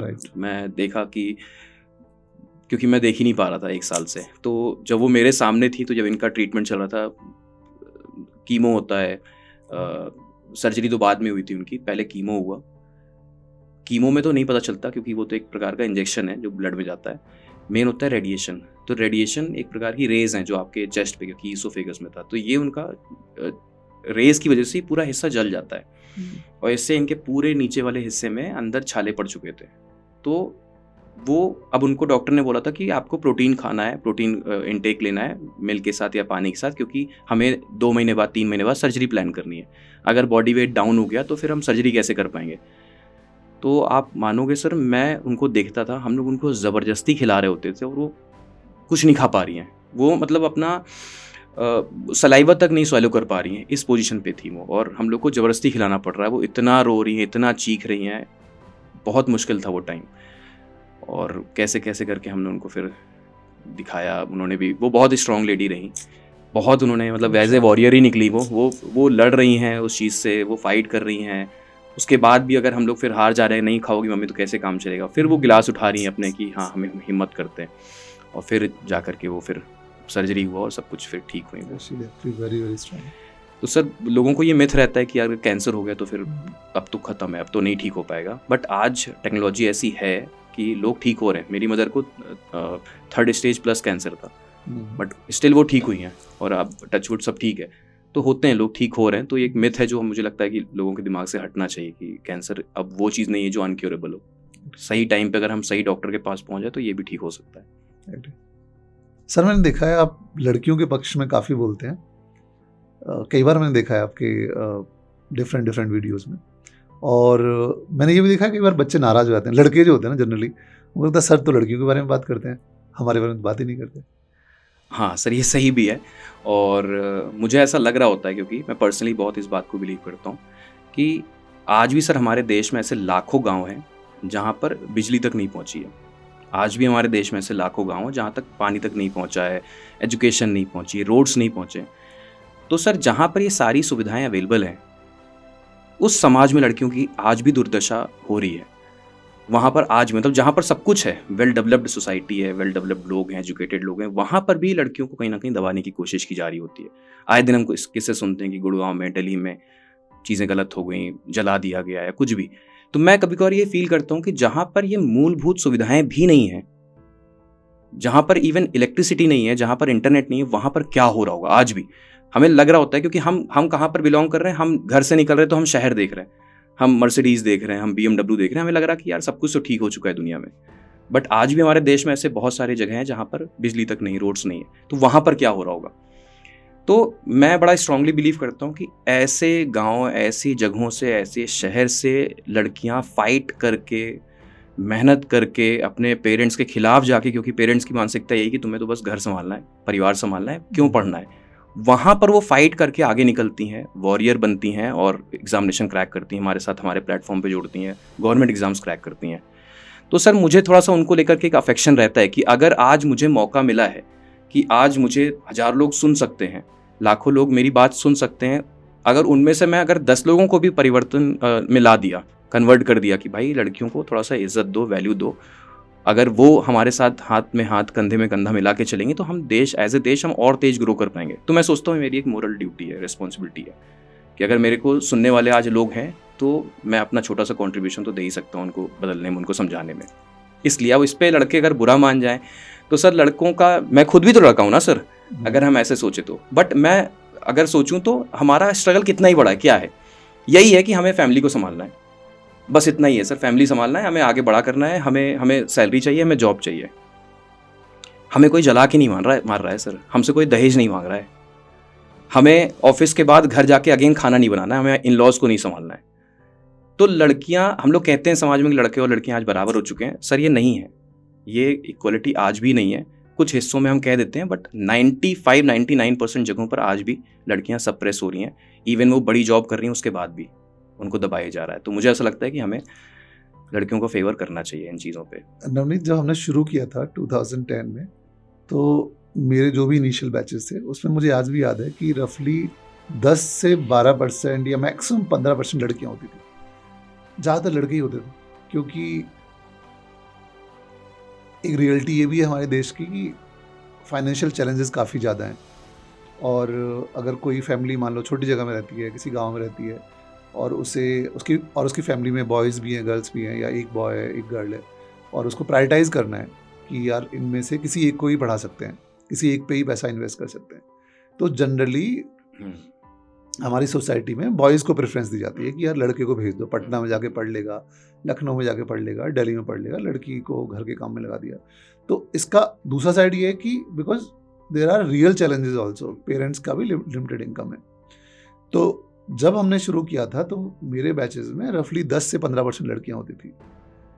आज 2025 में हमारे ऑनलाइन प्लेटफॉर्म पे रफली 40 से 42% लड़कियां होती हैं, क्योंकि घर से पढ़ पा रही हैं वो, क्योंकि घर से पढ़ पा रही हैं, अब उनको घर से निकलना ही नहीं है। ये रिवॉल्यूशन है सर। और हमारा एम ये है कि मेरा पर्सनल एजेंडा है कि अगले 5 साल के अंदर ये नंबर मोर देन 50% होना चाहिए। Nice, great. कि मोर देन 50% लड़कियां हमारे प्लेटफॉर्म में पढ़ेंगी, तब हम कह सकते हैं कि हम रियल इम्पैक्ट लेके आ रहे हैं।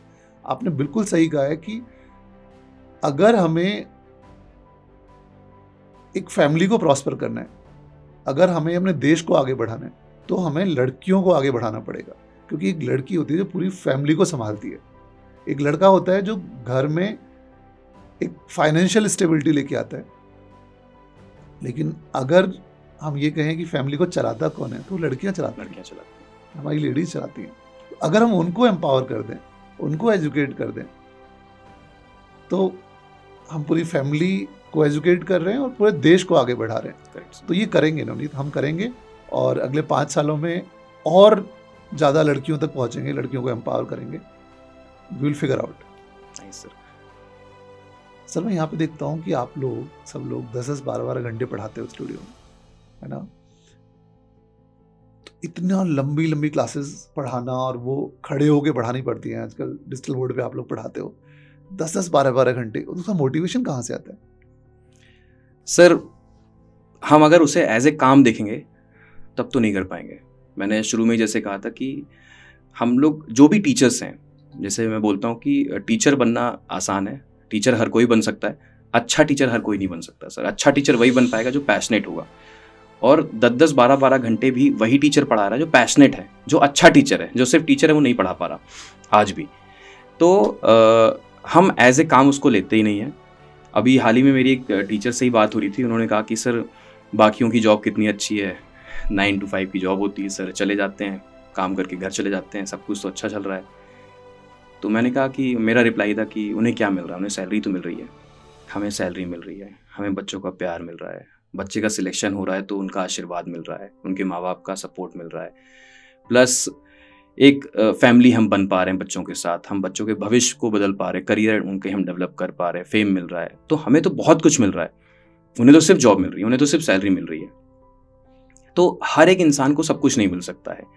हम सोचे कि हमें ये भी मिल जाए और हमें ये भी मिल जाए। प्लस जो आर्मी के लोग हैं वो तो अपने परिवार से भी दूर हैं, वो कैसी लाइफ सर्वाइव कर रहे हैं। तो सबका जो कंट्रीब्यूशन है समाज में वो अलग अलग तरीकों से है। अगर आप कंपेयर करोगे कि उसका ऐसे है उसका ऐसे, तो हम उसका तो मतलब वो वर्थ इट नहीं है फिर।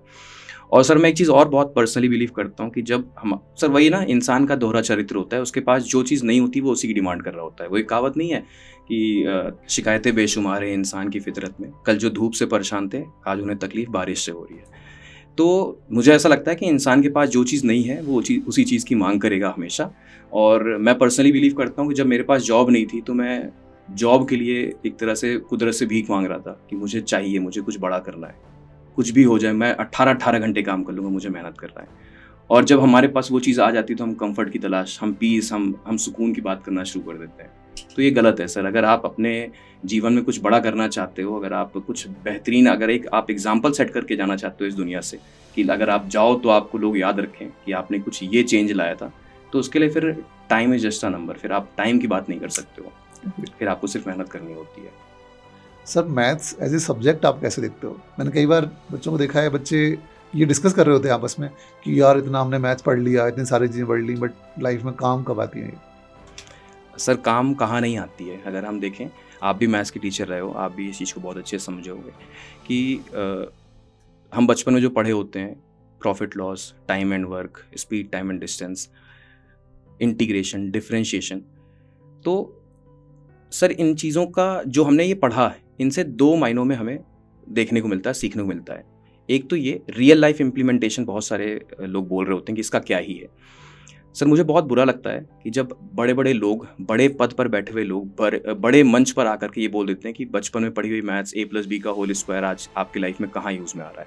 तो मुझे सर वो देख करके बुरा लग रहा होता है कि अगर कोई नासमझ, जिसने ना पढ़ाई की हो, अगर वो ये बात बोले तो चलो समझ में आता है कि ठीक है आपको नहीं पता, आप अच्छी पोजीशन पर हो, अच्छी एजुकेशन में आकर के अगर आप ये बात बोल रहे हो तो गलत है।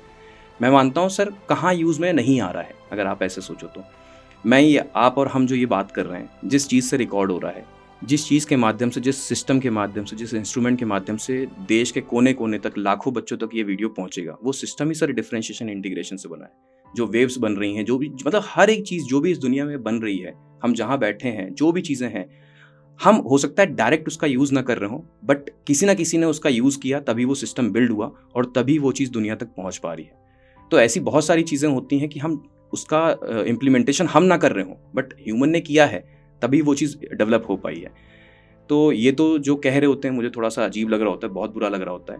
और दूसरा सर, हमने बचपन में, आपने भी देखा होगा, हम लोग प्रॉब्लम्स बोलते हैं मैथमेटिक्स के क्वेश्चंस को, कि प्रॉब्लम नंबर 1, प्रॉब्लम नंबर 2। इसका डायरेक्ट मतलब ही यही है कि सर जब हम उन क्वेश्चंस को सॉल्व करते हैं तो हम ये सीख पा रहे होते हैं कि हर एक प्रॉब्लम का सोल्यूशन है। हमारा जब ब्रेन बड़े-बड़े क्वेश्चंस को, कॉम्प्लेक्स क्वेश्चंस को सॉल्व करता है, तो हम अपने ब्रेन को ट्रेन कर रहे होते हैं कि यार ब्रेन एक्सरसाइज कर रहा है, ब्रेन प्रॉब्लम सॉल्वर बन रहा है। तो इससे बेनिफिट मिलता है कि अगर आने वाले टाइम में, क्योंकि स्ट्रगल है लाइफ में सभी के, प्रॉब्लम्स हैं सभी के, उन प्रॉब्लम्स को हम सॉल्व कर सकें। हम बचपन से उन मैथ्स के क्वेश्चंस के साथ सीख पा रहे होते हैं, हम ट्रेंड हो पा रहे होते हैं।